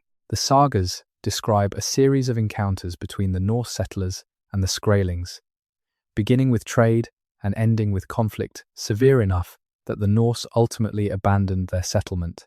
Read those accounts carefully, without the centuries of colonial framing that has tended to minimize what they say. The sagas describe the Skraelings as organized, mobile, equipped with weapons, and capable of mounting a sustained military response to Norse aggression. The Norse, who were among the most formidable military people in the early medieval world, people who had raided and settled across Europe and into Russia, were forced to withdraw from North America because the people they encountered were capable of making the cost of staying higher than the Norse were willing to pay. The indigenous resistance to Norse settlement was successful. The Norse were ejected from North America. That is not the account you get from the standard summary of the Landsaw Meadows story, which tends to present the Norse withdrawal as a pragmatic decision driven by the logistical difficulties of maintaining a settlement at such distance from Greenland. But the sagas are clear enough. The Skraelings fought. The Norse could not hold their ground. And then, after the Norse were gone, the Skraelings maintained their territory for another 4.5 centuries, right up to the period when European presence in North America became sustained and systematic enough that the disease variable shifted the balance of power irreversibly. 4.5 centuries of successful resistance to the most expansionist European culture of the medieval period, followed by 4.5 centuries of successful management of the new commercial opportunities presented by European fishing and early trading contact, followed by the catastrophic demographic collapse that ended the era of effective resistance. That is the actual timeline of indigenous engagement with European presence in the northeastern part of North America. It is not a story of passive peoples overwhelmed by superior civilization. It is a story of peoples with their own civilization, their own military capacity, their own commercial intelligence, their own political sophistication, who managed their encounters with Europeans effectively for as long as the disease variable allowed. The disease was not inevitable. It was not the product of indigenous inferiority or vulnerability. It was the product of the specific accident of epidemiological history that placed immune populations on one side of the Atlantic and immunologically naive populations on the other. It was a biological lottery, and the peoples of North America lost it through no fault of their own and for no reason connected to their level of civilization or their capacity for self-determination. What happened after the biological lottery was decided was the product of choices, human choices, made by real people with specific interests and specific goals. The choices were not made by some impersonal force called history. They were made by colonial governments, by trading companies, by individual actors who knew what they were doing and had reasons for doing it. And one of the things they were doing, one of the things that the choices they made consistently produced, was the suppression of the evidence for what had been here before. This brings us to the most uncomfortable part of this story. The part that explains why the story has not been fully told before, or why the version of it that does sometimes get told is always partial, always hedged, always framed in ways that keep it from having its full impact. The doctrine of terra nullius, the legal concept of empty land. European colonial expansion in the Americas was justified, in the legal frameworks of the time, through a set of doctrines that assigned rights of occupation and governance to European powers based on their claim to have effectively occupied previously unoccupied territory. The key concept was that land which was not occupied, or not occupied in ways that European legal frameworks recognized as constituting possession, could be claimed by the first European power to effectively occupy it. This doctrine required, for its consistent application to Canada and to North America generally, that the pre-existing occupation of the territory by indigenous peoples not be recognized as constituting the kind of possession that would create legal barriers to European claims. It required that the evidence of pre-contact civilization, the towns and the earthworks, and the agricultural systems, and the trade networks, and the constitutional confederacies be characterized in ways that denied their significance as evidence of civilizational occupation, and that characterization was provided.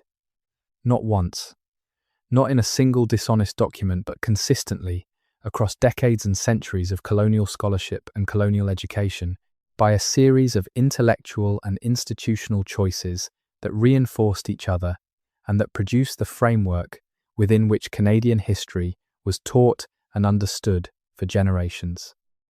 The archaeological evidence of pre-contact settlement was minimized. The population estimates for pre-contact indigenous peoples were consistently set at the lower end of any plausible range, even when higher estimates were better supported by evidence. The accounts of early European observers who described large, organized, sophisticated communities were selectively summarized in ways that omitted the most embarrassing details. The oral traditions that preserved indigenous accounts of their own civilization were treated as legend rather than historical evidence. The political structures of the Haudenosaunee Confederacy were described as loose alliances rather than constitutional governments. All of this was deliberate, in the sense that specific choices were made by specific people at specific times to describe what they knew in ways that served specific interests. Not all of those choices were made cynically. Some of the people who made them genuinely believed the framework they were working within, but the framework itself was constructed with a purpose, and that purpose was to justify what was being done. The residential school system, which removed indigenous children from their communities and attempted to destroy their connection to their languages, their cultures, and their histories, was part of this project. Not a separate project with separate aims, but a continuation of the same effort to eliminate the memory and the capacity for self-knowledge of the peoples whose civilization had been disrupted by colonial contact. When the architects of the residential school system said their goal was to kill the Indian in the child, they were not speaking metaphorically about cultural assimilation. They were describing a specific program of knowledge destruction. The knowledge that gave indigenous children the capacity to understand their own history, to know what had been built by their ancestors, to recognize the illegitimacy of the colonial project and the ongoing appropriation of their territories. That was the knowledge they were trying to kill. It did not fully work. The knowledge was not fully killed. The oral traditions survived in attenuated and damaged form, but they survived. The languages were not fully eliminated, though many were reduced to a handful of speakers. The ceremonies were suppressed, but they persisted underground. The political structures were constrained but not destroyed, and the physical evidence was in the ground. Terra nullius or not, the post holes of Hochelaga were still in the soil under Montreal. The mounds of the Rainy River were still rising from the landscape of northwestern Ontario.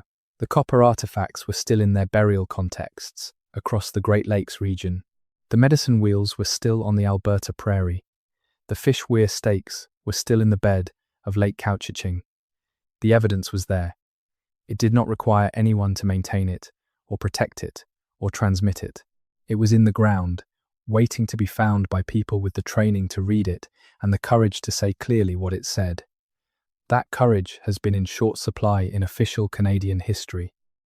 But it has been present in the work of archaeologists who published uncomfortable findings and dealt with the institutional consequences, in the work of Indigenous scholars who insisted on the validity of their own community's historical accounts and contributed that knowledge to the archaeological and historical record In the work of a younger generation of Canadian academics who have been less willing than their predecessors to defer to the institutional pressure to minimize what the evidence says, the story is changing, slowly, imperfectly, against significant resistance, but changing. And the story that is emerging, the story that the physical evidence and the oral traditions and the genetic data and the surviving institutional records all point toward, is the story we have been telling throughout this account. A civilization was here, a remarkable, complex, diverse, sophisticated civilization, not one but many, each distinct and each remarkable in its own terms. It was here for 10,000 years before the Europeans arrived, and it was building and developing and growing in sophistication throughout that time. It was damaged by epidemic disease before sustained European presence, further disrupted by the political and military pressures of the colonial period, and then systematically suppressed by colonial institutions that needed to deny its existence to justify what they were doing. But it was not destroyed. The peoples are still here. The knowledge is still here, incomplete and damaged, but present. The oral traditions are being transmitted to new generations. The languages are being revitalized. The ceremonial practices are being maintained. The political structures are negotiating treaties and managing territories and arguing in courts for the recognition of rights that were never extinguished. The civilization is alive. It looks different from how it looked in 1535. It looks different from how it looked in 1835. It is a living civilization, adapted to changed circumstances, transformed by 5 centuries of extraordinary pressure and loss and resilience. But it is continuous with what was here before.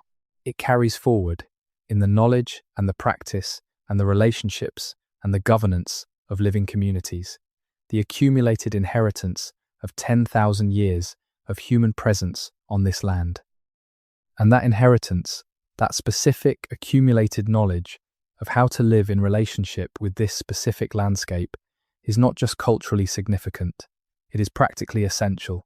The ecological knowledge that was developed by pre-contact Canadian civilization and that survived in various forms in the practices and oral traditions of Indigenous communities is knowledge about this specific landscape in its specific functioning. The fire management practices, the fisheries management protocols, the understanding of how specific forest systems respond to specific interventions, the knowledge of which species serve which roles in which ecosystems, and how those roles change under different conditions. This is knowledge that took thousands of years to accumulate through careful, systematic, multi-generational observation and experimentation. Modern ecological science has been developing for roughly a century. Traditional ecological knowledge has been developing for 10 millennia. In terms of the depth of the empirical record, there is no comparison. And in terms of specific applicability to specific conditions in specific landscapes, the traditional knowledge holds advantages that modern science is only beginning to recognize. The collaboration between traditional ecological knowledge holders and modern environmental scientists is one of the most important intellectual developments in contemporary Canadian ecology, and the results of that collaboration are already producing better conservation and management outcomes in specific landscapes. The reintegration of traditional fire management practices into boreal forest management, the application of Indigenous fisheries knowledge to salmon run management in the Fraser system, the use of traditional clam garden management practices in the recovery of shellfish populations on the BC coast. These are not symbolic gestures. They are the practical recovery of knowledge that was suppressed and that turns out to be genuinely better for the specific purposes of managing this specific land over the long term than what replaced it. This is what it means when we say the civilization built in Canada before European contact matters. Not just that it was impressive, not just that its history deserves to be acknowledged, but that what it built in knowledge and practice and ecological relationship is still needed. Is needed now, more urgently than it has ever been needed since the suppression began. The ecological crises of the 21st century, the climate disruption and the biodiversity loss, and the collapse of fisheries and the fragmentation of forests.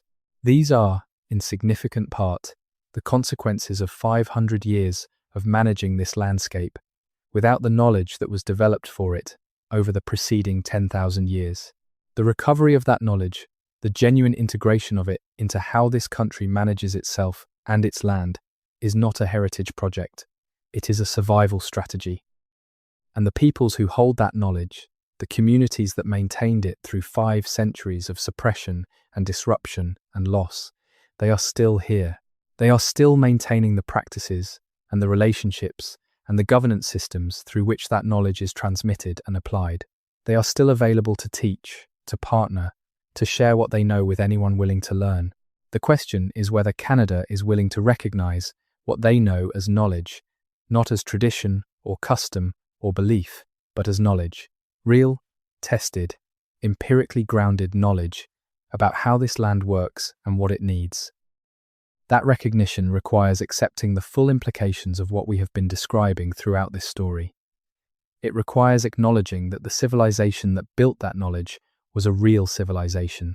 It requires acknowledging that its suppression was a real suppression, deliberate and costly. And it requires acknowledging that what we lost when we suppressed it was not just cultural diversity but practical capacity, the specific practical capacity to live well on this specific land over the long term.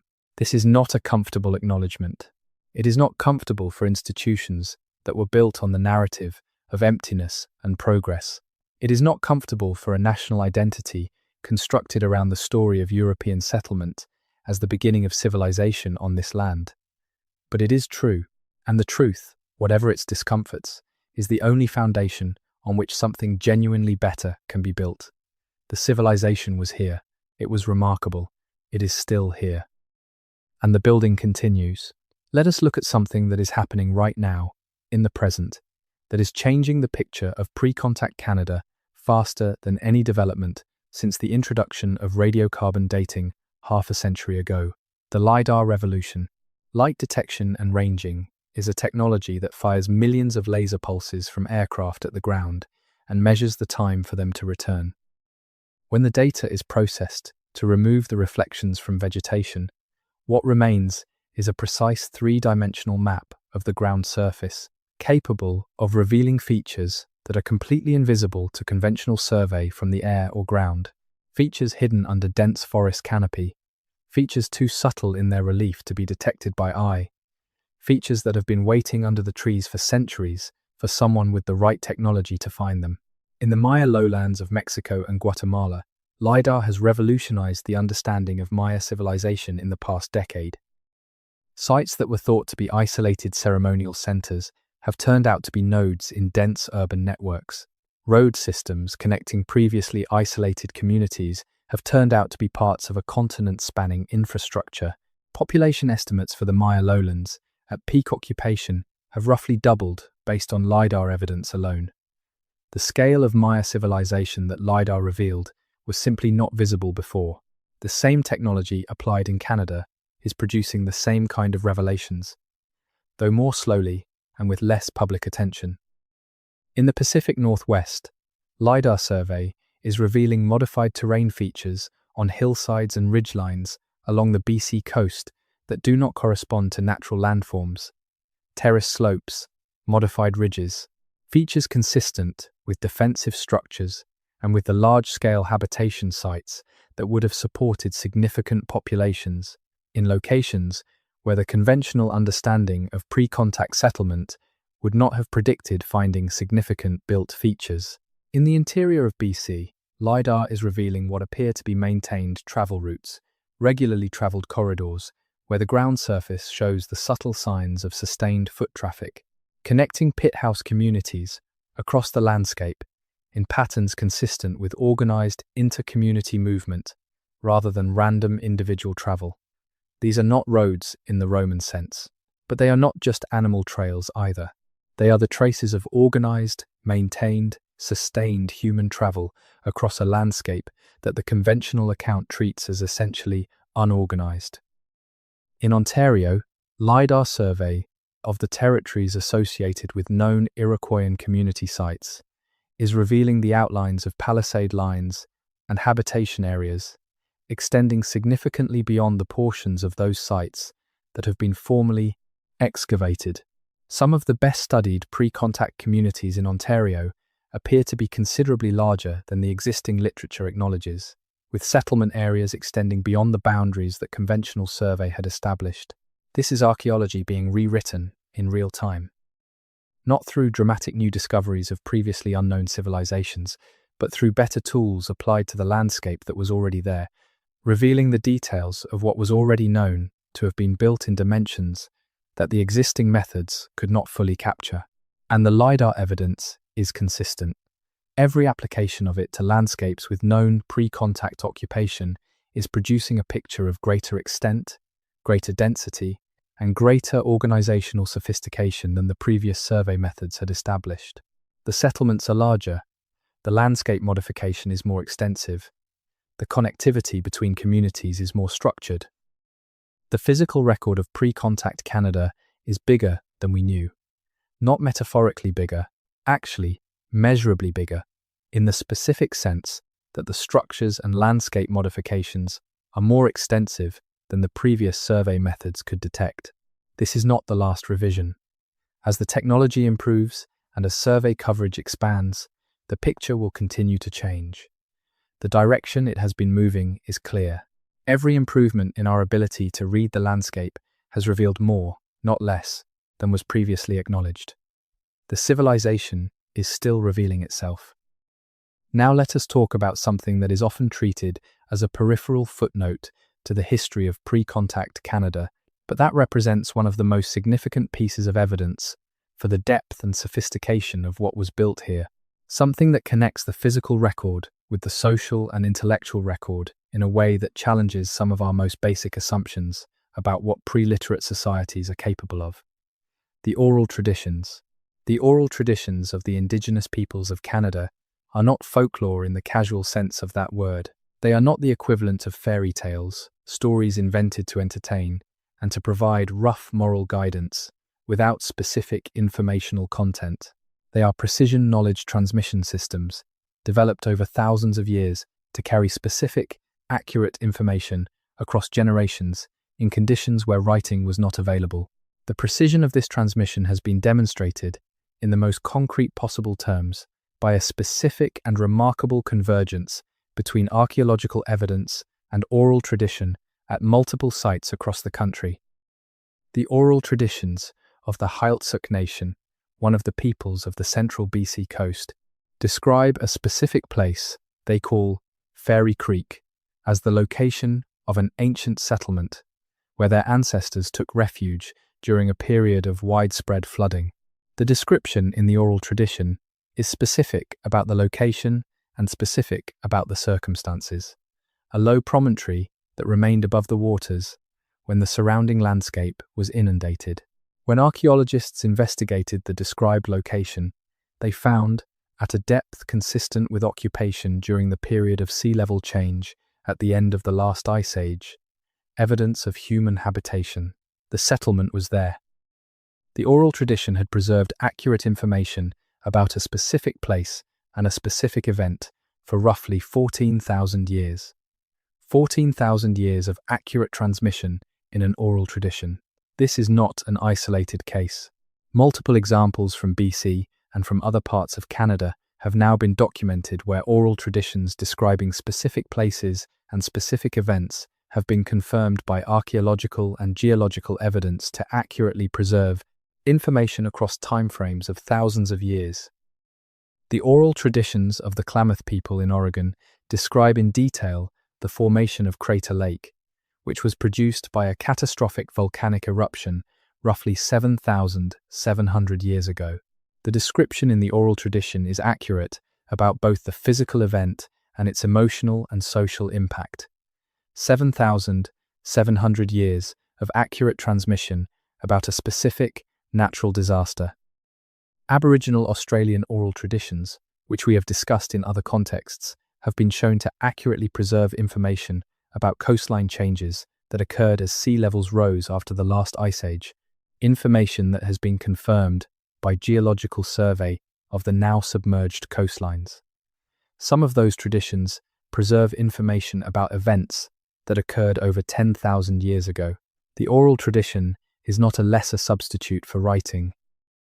It is a different kind of information storage and transmission system, with different properties and different limitations, but with demonstrated capacity to preserve specific, accurate information across timeframes that written traditions would be remarkable to match. The oral traditions of the Haudenosaunee Confederacy preserve the history of the founding of the Confederacy and the specific provisions of the Great Law of Peace, with a specificity and internal consistency that reflects sustained, systematic transmission of a specific document, not the gradual accumulation of legend. The oral traditions of the Anishinaabe peoples preserve detailed ecological and geographic information about the Great Lakes region that has been confirmed by biological and geological research. The oral traditions of the Pacific Coast peoples preserve genealogical, legal, and property records across many generations with the precision of a written archive. These are not legends, they are records. Records stored in a different medium than paper or clay tablets or scrolls, but records nonetheless produced and maintained by societies that understood the necessity of accurate information transmission and developed systems for achieving it. The dismissal of oral tradition as a form of evidence is not based on a neutral assessment of its reliability. It is based on the same cultural framework that dismissed the Palisades at Hochelaga as primitive construction and the Haudenosaunee Confederacy as a loose alliance rather than a constitutional government. It is based on the prior commitment to a framework that could not accommodate the degree of sophistication that taking oral traditions seriously would require acknowledging.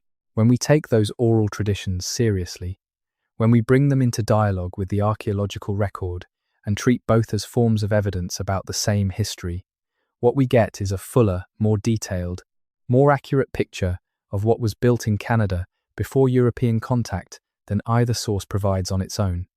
And the picture that emerges from that dialogue is the one we have been building throughout this account. Let us also look at something that has emerged in the past 2 decades from a completely different direction, from the molecular biology laboratory rather than the archaeological site, and that has changed the terms of the conversation about the origins and development of pre-contact North American civilization in ways that are still being fully absorbed. The genetic evidence. The analysis of ancient DNA from the remains of pre-contact peoples has, over the past 20 years, produced a picture of human population history in the Americas that is considerably more complex than the standard model of a single Bering Land Bridge crossing, followed by a south-to-north population spread. The genetic data confirms the basic story. The primary ancestry of the peoples of the Americas is derived from populations that crossed from northeastern Asia into the Americas via the Bering Land Bridge or the adjacent coastline in one or more migration events that took place during or shortly after the last glacial maximum, roughly 15,000 to 20,000 years ago. But the genetic data also reveals complications. It reveals evidence for multiple, distinct migration waves. It reveals evidence of genetic diversity in early American populations that suggests either a more complex pattern of entry or a much longer period of population development in the Americas before the populations of the archaeological record were established. It reveals, in some South American populations, genetic signals that indicate ancestry from populations related to Australasian or Southeast Asian peoples, suggesting a migration route or contact history that does not fit the simple Bering Land Bridge model. These complications are not fully resolved. The interpretation of ancient DNA evidence is technically demanding, and the field is developing rapidly, with new data regularly revising previous conclusions. The picture is in motion, but what the motion reveals, consistently, is a greater complexity, a longer timeline, a more diverse set of population origins and histories than the simplified standard model acknowledged. The people who built what we have been describing throughout this account were not the product of a single, simple migration event. They were the descendants of a complex, long-term process of population movement, development, and diversification that produced the extraordinary cultural and linguistic diversity of pre-contact North American civilization. That diversity is itself evidence of the depth of the pre-contact civilizational record. You do not produce the level of linguistic and cultural diversity visible in pre-contact Canada through a few hundred years of development. You produce it through thousands of years of divergence, adaptation, and elaboration of distinct traditions from a common ancestry. The diversity itself is a measure of how long the building had been going on, and the building is still going on. The Indigenous peoples of Canada are not archaeological artifacts. They are not a museum exhibit of a vanished past.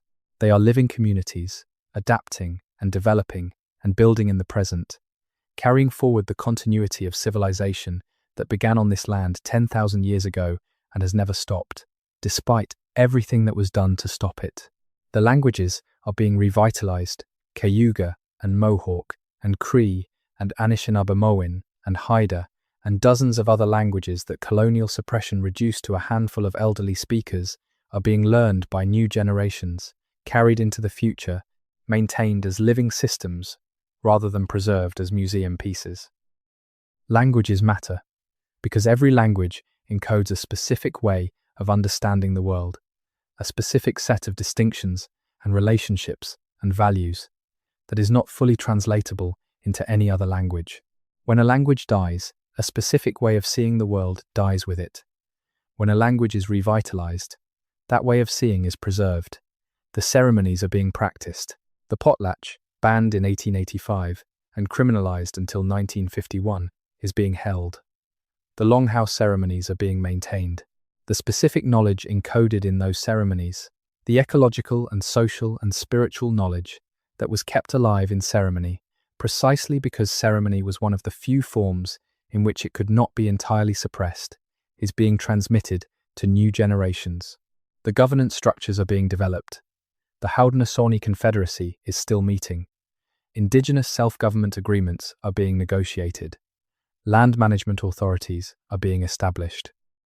The political capacity of Indigenous communities to manage their own territories and their own affairs, disrupted and constrained by 5 centuries of colonial intervention, is being rebuilt. This is not nostalgia for the past. It is not an attempt to recreate a pre-contact civilization in its exact historical form. It is a living civilization, adapting to changed circumstances while maintaining continuity with its own history, doing what civilizations do: building, changing, surviving. And the physical remains of what was built before are still there, in the ground, under the cities and the farms and the highways. Post holes and phosphate signatures and midden deposits and earthwork profiles, the ghost cities of a civilization that was never as gone as the official history wanted to believe. The ground knows. The ground has always known. And now, more people than ever before are learning to ask it what it knows. Let us end with the land itself. Because the land is the ultimate witness to this story, the one record that cannot be entirely suppressed or rewritten, the one archive whose evidence accumulates without anyone's permission or interference. The soil of southern Ontario is full of the chemistry of pre-contact agriculture. The phosphate concentrations, the charcoal traces, the altered mineral compositions of ancient field systems, all of it is there, in the ground, available to any researcher with the tools to read it. The fish weir stakes of the Minjikining Narrows are still in the lakebed of Lake Couchiching, dated to 5,000 years ago, still marking the place where people have been fishing for longer than any European civilization has existed. The earthwork profiles of the Rainy River mounds are still rising from the landscape of northwestern Ontario, still containing the burial assemblages that connect the people who built them to continental trade networks of extraordinary reach. The clam garden walls of the BC coast are still present in the intertidal zone, still producing the enhanced habitat conditions they were built to produce, 3,500 years after the hands that placed those stones were warm. The medicine wheels of the Alberta prairie are still on the landscape, their astronomical alignments still accurate, still pointing toward the specific horizons where specific stars rose when specific seasons were changing, thousands of years ago and today. The totem poles, or rather the descendants of the totem poles, since the originals inevitably weathered away and were replaced by new ones, are still being carved, still being raised, still encoding in their imagery the genealogical and territorial and cosmological information that they were designed to carry. The Haudenosaunee Confederacy is still meeting, still deliberating under the Great Law of Peace, still the oldest continuously operating constitutional government in North America. The land holds the record, the people carry the knowledge, and the story, the true story, the full story, continues. It has always continued. It will continue. In the morning light over a lake in Ontario, in the sound of salmon in a BC river, in the specific silence of a winter prairie under stars that have been watched from that prairie for 5,000 years, in the language being learned by a child in a community that refuses to let the silence come, in the ceremony being performed by people who understand what it preserves and why that preservation matters. In all of it, continuously, without interruption, despite everything. The civilization that built what we have been describing throughout this story was remarkable. It was sophisticated and complex, and adapted and resilient and accomplished. It was built over 10,000 years of accumulated human experience with this specific land. It was damaged by epidemic disease and disrupted by colonial violence and suppressed by colonial institutions. It was not destroyed. It is still here. And the building that began 10,000 years ago on this land and that has never stopped, continues. This is the story that the ground holds. This is the story that deserves to be told. And now, at last, it is being told. The night is long. The land is patient. And the story is not over. There is something about the Mi'kmaq that deserves more attention than it receives in the standard account of Canadian pre-contact history. And the reason it deserves more attention is not that the Mi'kmaq were exceptional or anomalous in their complexity. It is that they are, in many ways, representative of the level of sophistication that characterized pre-contact peoples across a broad range of the maritime region, and they are among the peoples about whom we have the earliest and most direct European observations. The Mi'kmaq occupied a territory encompassing the maritime provinces of present-day Canada and extending into what is now Maine, a territory dominated by the bays and estuaries and river systems of the Atlantic coast and the Bay of Fundy. They were a maritime people, in the most complete sense of that phrase, organized around the exploitation of both the sea and the land in a seasonal round that moved their communities between coastal, riverine, and interior environments across the annual cycle. Their birch bark canoe technology was adapted to a different environment than the ocean-going cedar dugouts of the Pacific coast, and the adaptation was precise. The birch bark canoe of the Mi'kmaq and related Algonquian peoples was optimized for the rivers and lakes of the maritime interior, the seasonal coastal waters of the Bay of Fundy and the Gulf of St. Lawrence, and the specific conditions of portage travel between watershed systems. Its construction from birch bark over a white cedar frame, using spruce root for lashing and spruce gum for waterproofing, produced a vessel that could be built from materials available across the entire territory, that was light enough to be carried by 2 people across portages, and that was durable enough to withstand extended travel in variable conditions. The engineering knowledge embedded in a well-made birch bark canoe is considerable. The bark panels are cut and shaped to specific patterns that produce the desired hull form. The frame members are bent to specific curvatures that maintain those patterns under load. The lashing is tensioned to specific degrees at specific points to distribute structural stresses correctly. The gum sealing is applied in ways that remain watertight under the specific conditions of use.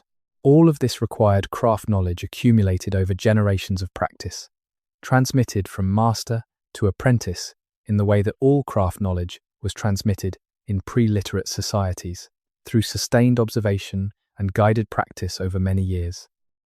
The Mi'kmaq were also among the earliest and most active participants in the European trade that began with the fishing voyages of the late 15th century. They recognized the commercial opportunity presented by the European demand for beaver pelts and other furs, and positioned themselves advantageously in the emerging trade.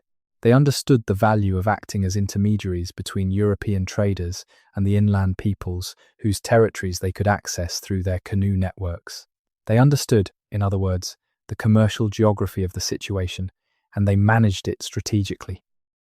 The Jesuit relations, the reports sent back to France by the Jesuit missionaries who began working in the maritime region in the early 17th century, describe a people with a clear political leadership structure, with recognized territorial boundaries maintained through specific protocols, with legal customs governing relationships between individuals and communities, and with a ceremonial life of considerable complexity, including regular gatherings for ceremony that drew participants from across the Mi'kmaq territory. What the Jesuit relations also describe, reading between the lines of accounts written by men who were trying to convert the people they were observing and therefore had specific incentives to minimize their existing sophistication, is a people who were managing the encounter with Europeans with considerable strategic intelligence. The Mi'kmaq adopted those elements of European material culture that enhanced their capabilities, resisted those elements that threatened their social structures, and maintained the diplomatic relationships with European powers that served their political interests. This was not a naive or helpless people overwhelmed by a more sophisticated culture. This was a sophisticated people managing a new commercial and political relationship with intelligence and agency, and the physical record of their presence in the maritime landscape stretches back well beyond the period of European contact. Shell middens along the Bay of Fundy coast, the accumulated debris of centuries of intensive shellfish harvesting, date to 3,000 years ago and more. The chemistry of those middens tells stories about the diet and the technology and the trade connections of the people who created them, that the surface observation of European traders could not capture. The specific evidence from the Debert site in Nova Scotia, which we mentioned earlier, places human presence in the maritime region at roughly 10,700 years. In the immediate aftermath of glacial retreat, the people at Debert were using specific stone types, some of which were carried from sources significant distances away, suggesting awareness of and access to resource locations across a considerable geographic range. They were already mobile, already connected to the broader landscape of recently deglaciated northeastern North America. 10,000 years from the first documented presence at Debert to the sophisticated maritime trading civilization that the first European visitors encountered. 10,000 years of continuous development, of accumulated knowledge about this specific landscape, of cultural elaboration and social complexity building on itself across generations. The Mi'kmaq story is the maritime version of the story we have been telling about the rest of Canada. Deep time, long development, sophisticated outcomes, and the same pattern of catastrophic population reduction from epidemic disease in the century between first contact with European fishermen and sustained European settlement, followed by the colonial period's suppression of what survived. There is a place in southeastern Manitoba, in the Canadian Shield Country near the Ontario border, where the exposed bedrock of the ancient Precambrian granite holds something that most Canadians have never encountered, and that challenges every assumption about the complexity of pre-contact civilization on the prairies and in the Shield Country. The Whiteshell Provincial Park region contains the largest concentration of petriform sites in North America. Petriforms are arrangements of stones placed deliberately on exposed bedrock in patterns that represent animals, supernatural beings, and geometric forms. The word petriform understates what these sites are. The arrangements extend across large areas of bedrock, sometimes covering hundreds of square meters, with figures of turtles, snakes, thunderbirds, fish, and human forms rendered in carefully placed stones.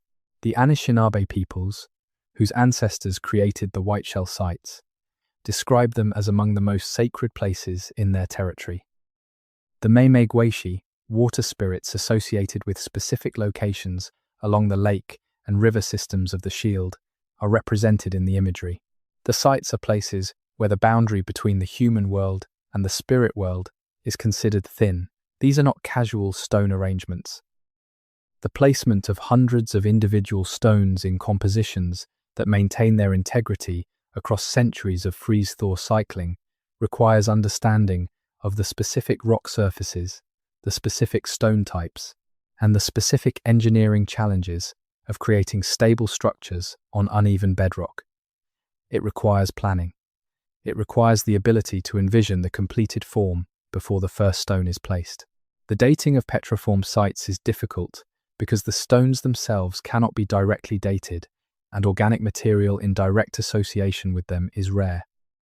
Some researchers working from the accumulation of lichen on specific stones, from the depth of weathering on stones adjacent to the arrangements, and from comparison with archaeological materials found in the vicinity, have suggested that certain of the white shell arrangements are over 2,000 years old. The oral traditions of the Anishinaabe describe the sites as being made in a time before memory by ancestral beings who understood the landscape in ways that current human knowledge can only partially recover. What is known with certainty is that the white shell sites were actively used across a very long period, that they represent a sustained investment of ceremonial attention and physical labor in the construction and maintenance of sacred landscape, and that their concentration in this specific region reflects something specific about the significance of this part of the shield landscape to the peoples who used it. The astronomical dimension of the white shell petriforms is an area of active research. Survey work has documented that certain of the stone arrangements show correlations with astronomical events when their orientations are analyzed carefully. The rising and setting points of specific stars at specific times of year appear to have informed the positioning of certain features. This is not surprising, given what we know about the sophistication of indigenous astronomical knowledge across North America, but it adds depth to the understanding of what these sites were doing and what knowledge they were encoding. What the white shell petriforms tell us, most fundamentally, is that the pre-contact peoples of the Canadian Shield were not simply passing through this landscape, they were investing it with meaning, building physical markers of that meaning in stone, and returning to those markers across generations in a practice of ceremonial engagement with specific places that represents one of the most distinctive achievements of pre-contact civilization in this region.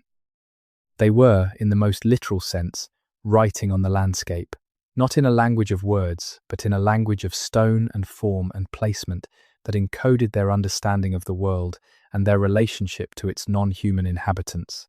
The controlled burning practices of the boreal forest peoples created and maintained a mosaic of forest ages and structures that supported high levels of biodiversity. The mix of old growth, mature forest, recent burn, and early regeneration that resulted from traditional burning patterns supported a much greater diversity of species than either mature old growth alone or the post-fire landscape alone.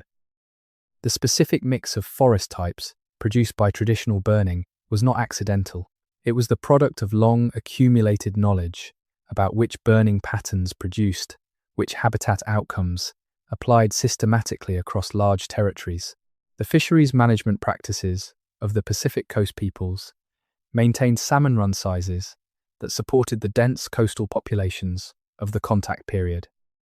The specific protocols governing when, where, and how much fishing could occur, the maintenance of riparian vegetation that protected spawning habitat, the construction and positioning of fish weir systems that concentrated fish for efficient harvest, while allowing sufficient escapement for sustainable reproduction, all of these practices work together to maintain the productivity of the salmon system year after year. The clam garden systems of the BC coast, built over 3,000 years, maintained shellfish productivity at levels substantially higher than unmodified intertidal zones. The evidence suggests that coastal communities that maintained clam gardens had access to substantially more protein per unit of coastline than communities dependent on unmodified intertidal zones, a difference significant enough to partially explain the high population densities of the pre-contact northwest coast.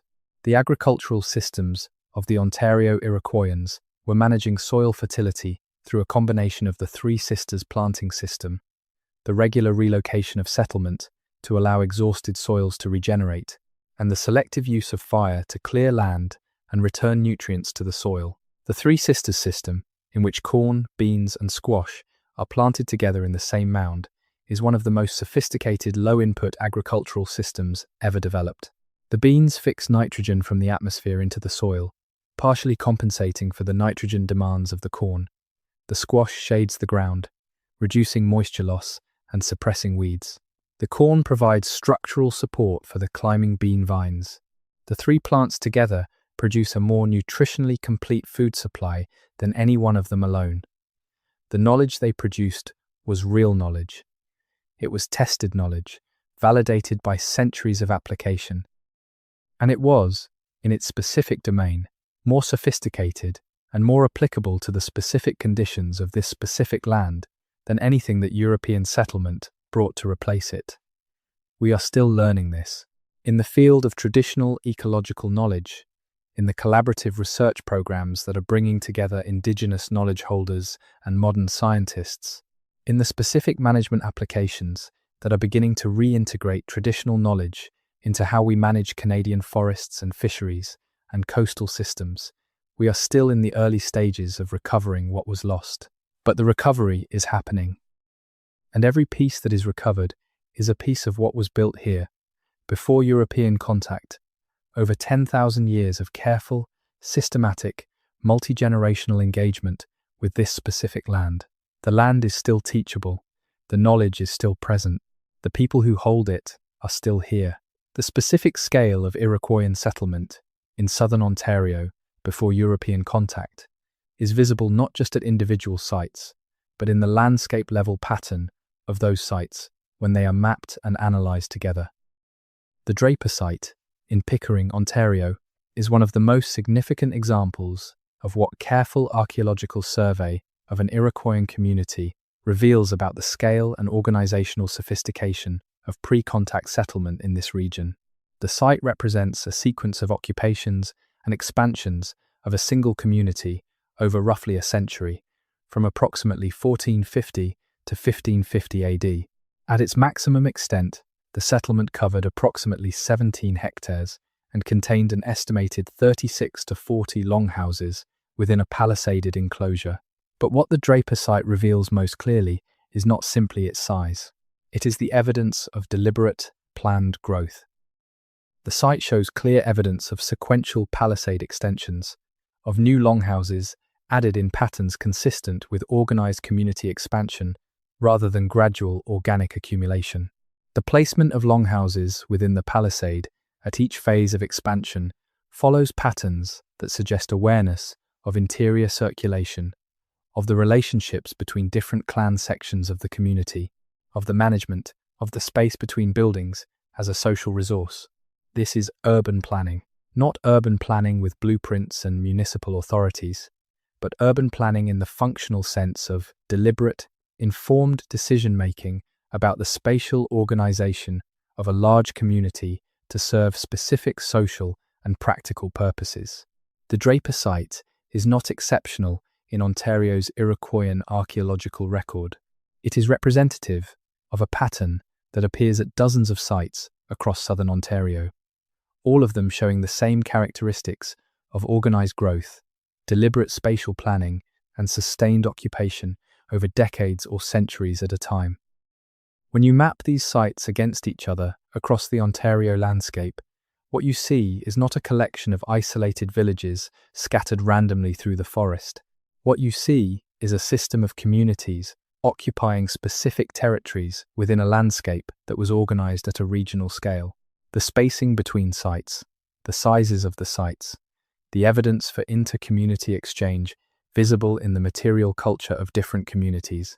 All of this points toward a political and social framework that was managing the occupation and use of the landscape deliberately. The territories associated with specific communities were not arbitrary. They were managed in ways that reflect sophisticated understanding of the productive capacity of different land types, of the relationships between different resource areas, of the need to maintain access to specific materials and specific agricultural zones across the annual cycle. The communities that occupied those territories were not simply using the land, they were managing it. This management required governance that extended beyond the boundaries of any single community. The relationships between communities, the protocols for managing shared resources, the mechanisms for resolving disputes about territorial boundaries and resource access, all of these required political structures capable of operating at a regional scale. The civilization that produced Hochelaga and the other communities Cartier described was not a collection of independent villages. It was a regional political system with the organizational capacity to coordinate the management of an entire landscape across multiple communities over multiple generations. The question, which this land is asking every generation of its inhabitants, is whether we are willing to learn. There is a specific kind of intellectual courage that the full story of pre-contact Canada requires. Not physical courage, not the courage to face danger or hardship, the quieter kind of courage, the willingness to follow evidence where it leads, even when it leads somewhere that requires revising everything you thought you knew. The evidence leads somewhere specific. It leads to a place in the story of this country that official history has been circling around without landing on for 500 years. It leads to the acknowledgement, plain and direct, and without hedge or qualification, that what was here before European contact was a civilization. Multiple civilizations, distinct and diverse, each remarkable in its own terms, but civilizations in every meaningful sense of the word. Not simpler than European civilization, not less organized, not less sophisticated, different, adapted to different environments, organized around different principles, expressing complexity in different forms, but not less.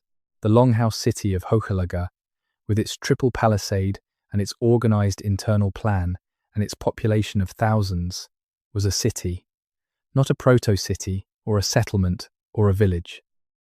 A city with architecture, with governance, with the social infrastructure to sustain urban density across multiple generations. It was different from a medieval European city.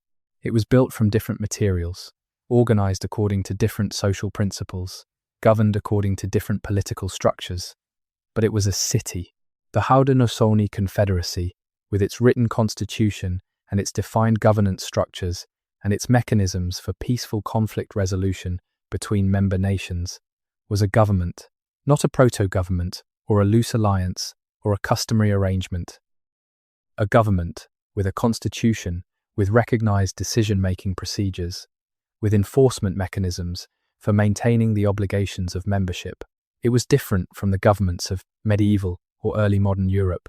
It was organized according to different principles, its constitution expressed in oral rather than written form, its deliberations structured differently.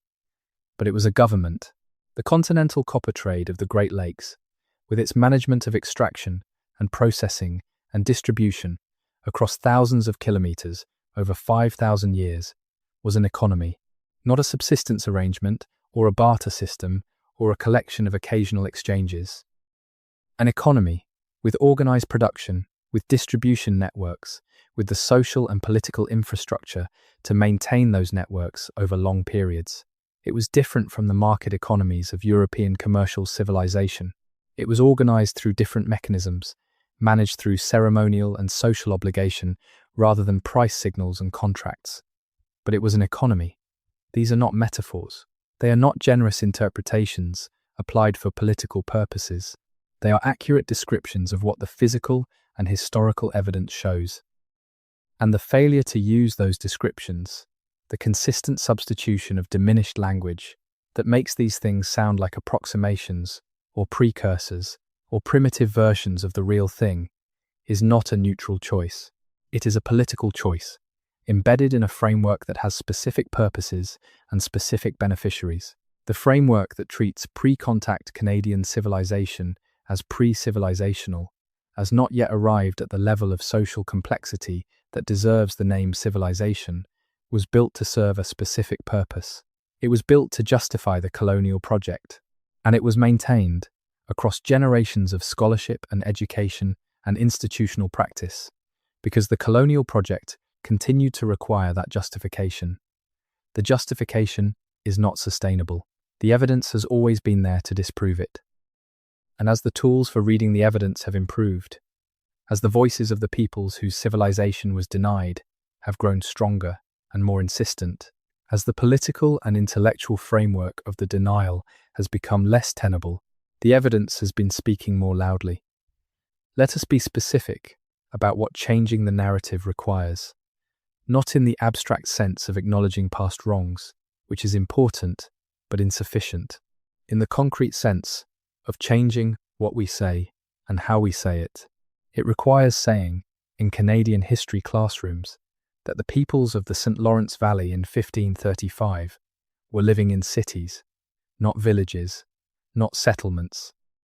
Cities, with populations in the thousands, with organized architecture, with defensive infrastructure, with political structures that governed relationships between communities across the valley. It requires saying that the Haudenosaunee Confederacy was a constitutional government that predated the American Republic and that influenced its design. Not that it was an interesting indigenous political tradition, a constitutional government. It requires saying that the pre-contact population of Canada was several million people, not a few 100,000, and that the population the first European settlers encountered was already catastrophically reduced from what it had been before epidemic disease arrived. Not that it was naturally sparse, catastrophically reduced by disease. It requires saying that the ecological knowledge of Indigenous Canadian peoples is scientifically valid knowledge, developed through thousands of years of systematic observation and validated through centuries of application, and that it deserves to be taken seriously as knowledge rather than treated as tradition or belief. It requires saying that the suppression of that civilization was deliberate, not accidental, not the product of misunderstanding or cultural difference. Deliberate, designed to serve specific political and economic interests, carried out through specific institutional mechanisms that were created and maintained for that purpose. These are not comfortable things to say in the context of Canadian national identity. They complicate the founding narrative. They challenge the legitimacy of the processes through which the current ownership of land and resources was established. They create obligations that the people and institutions currently benefiting from those processes would prefer not to acknowledge. But they are true, and the truth, whatever its discomforts, is the only foundation on which something genuinely better can be built. What something genuinely better looks like is not determined by this story. It is determined by the ongoing negotiations between peoples and governments and communities that are the actual work of reconciliation. This story cannot tell you what specific policy changes are required, what specific land rights need to be recognized, what specific institutional changes need to be made. That is the work of politics, of law, of the specific relationships between specific communities and specific governments. But this story can tell you what the foundation of those negotiations needs to be. It needs to be the honest acknowledgement of what was here, not the sanitized acknowledgement that says, yes, there were people here, and they deserve respect, and their culture is valuable. The deeper acknowledgement that says, yes, there was a civilization here, multiple civilizations, sophisticated and accomplished and remarkable, and it was damaged and suppressed and denied, not by accident, but by deliberate choice. And the consequences of that suppression are ongoing, and the reckoning is not yet complete. That acknowledgement is the foundation, not the end, not the answer, the foundation. The peoples who built what was here are still here. They have specific things to say about what a genuine reckoning requires.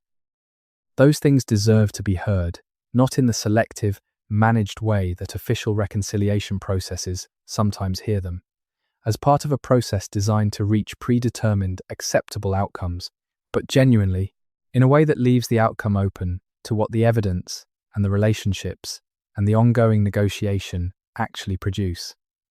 That is what this land deserves. That is what the peoples who built what is here deserve. That is what everyone who lives on this land now and will live on it in the future deserves. A true reckoning, grounded in the evidence, following it where it leads. The evidence leads to a remarkable story.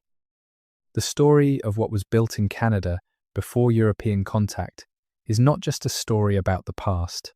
It is a story about the present, about a relationship between peoples and a land that is ongoing, about knowledge and capacity and resilience that survived 5 centuries of suppression and is still present and still needed.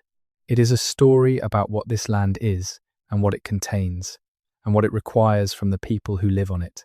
And that story, the true story, changes everything about how we understand this country and what it owes and what it might yet become.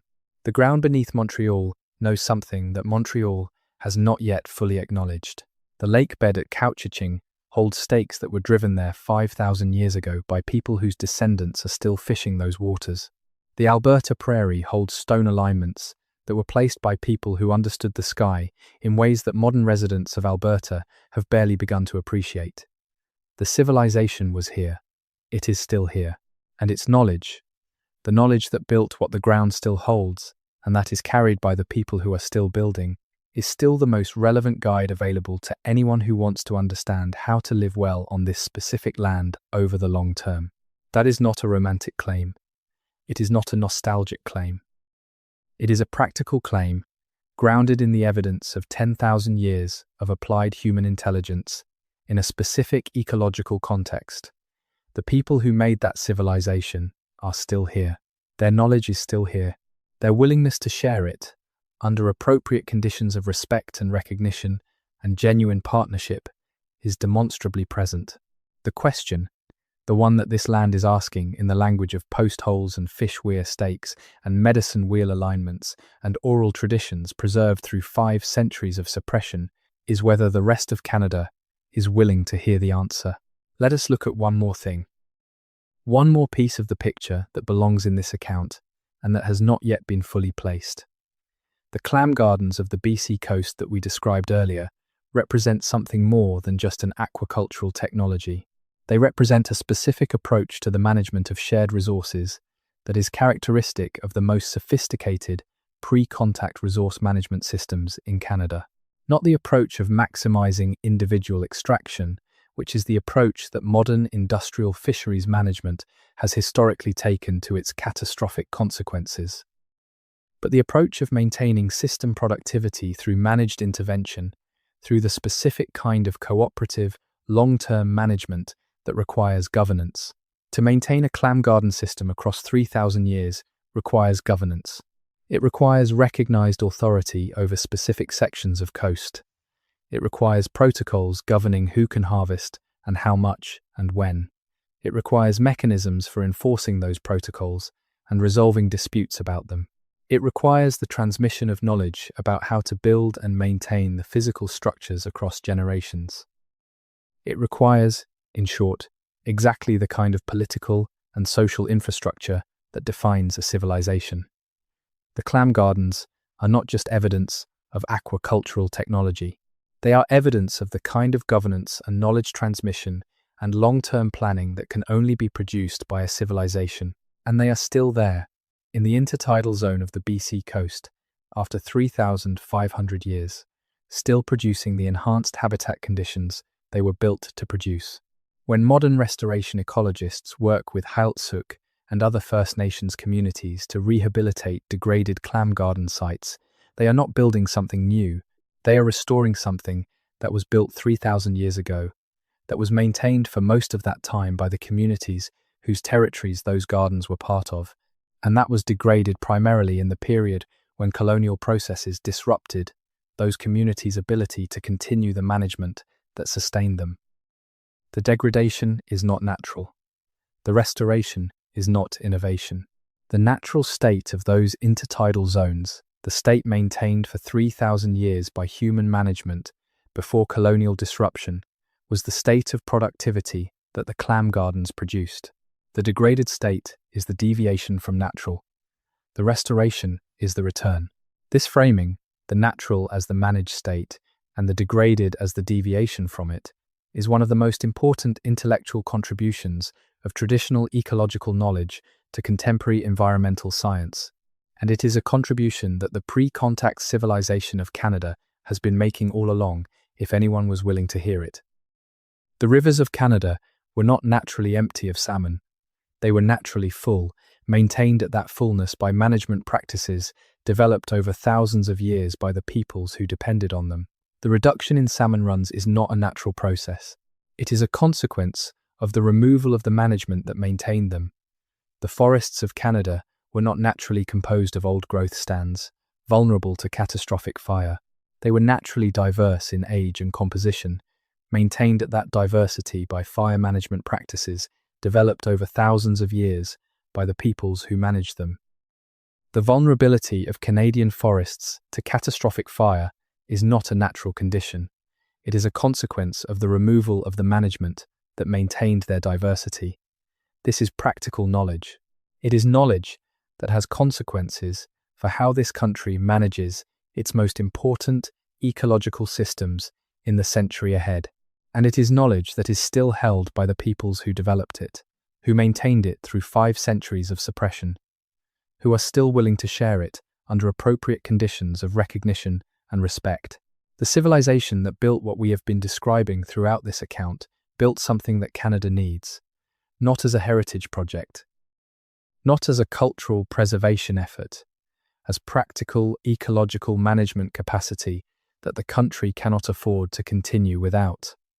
That is the deepest implication of the story we have been telling. The civilization was not just remarkable, it was necessary. Its knowledge is not just historically interesting, it is practically essential.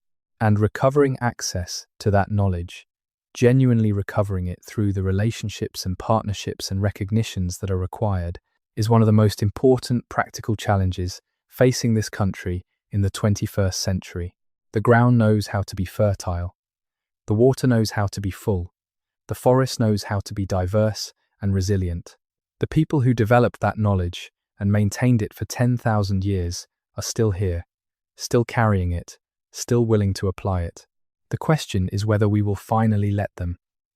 Let us close with something specific. With one more piece of the physical record that embodies, in its specific material existence, the story we have been telling. The fish weir stakes at the Minyikaning narrows on the waterway between Lake Couchiching and Lake Simcoe in Ontario, 5,000 years old, still in the lake bed, still marking the place where the walleye come in the spring, where they have come every spring for longer than the Egyptian pyramids have existed, where human beings have been waiting for them with traps and nets and spears for 5,000 documented years, and certainly longer. Those stakes were not placed by accident. They were placed by people who knew this waterway, who had studied the walleye migrations for generations before placing them, who understood the specific dynamics of the narrows, the way the lake's water moves through the constriction during the spring migration, the way the fish orient to current and depth, the specific positions in the narrows that concentrate the fish most effectively. They were placed to last, not as a monument, as a tool, as part of a working system that was expected to be maintained across generations by the people who would be fishing these waters in the future. The stakes are the physical expression of a commitment, the commitment of a community to this specific place, to the ongoing management of this specific resource, to the transmission of the knowledge and the practice of that management to the generations that would follow.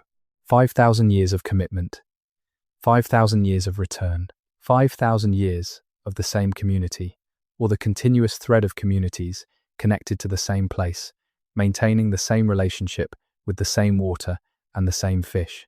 That is what was built in Canada before European contact. Not just the stakes, the relationship, the commitment, the knowledge, the practice, the governance. The 5,000-year record of continuous, organized, sustained human engagement with this specific place in this specific landscape. That is what the evidence shows. That is what the ground holds. That is what the water remembers. And that is what this country needs to understand about itself. The relationship is not over. The commitment is not broken. The knowledge is not lost. The practice is not abandoned. It is here, still here, carried by the people whose ancestors drove those stakes into the lake bed 5,000 years ago, passed down through the generations, maintained through everything that was done to end it, still present, still applicable, still waiting to be fully recognized for what it is. What it is the longest, deepest, most thoroughly tested body of knowledge about how to live on this specific land that exists anywhere. The civilization that built it deserves to be acknowledged as what it was. The people who carry it deserve to be heard as who they are. And the knowledge it contains deserves to be received as what it is. Knowledge, real knowledge. The most relevant knowledge available for the most pressing challenges this land faces. The ground knows, the water remembers, the people are still here. And the story, the true story, the full story of what was built in Canada before the Europeans arrived and what has persisted, despite everything that came after, is still being told.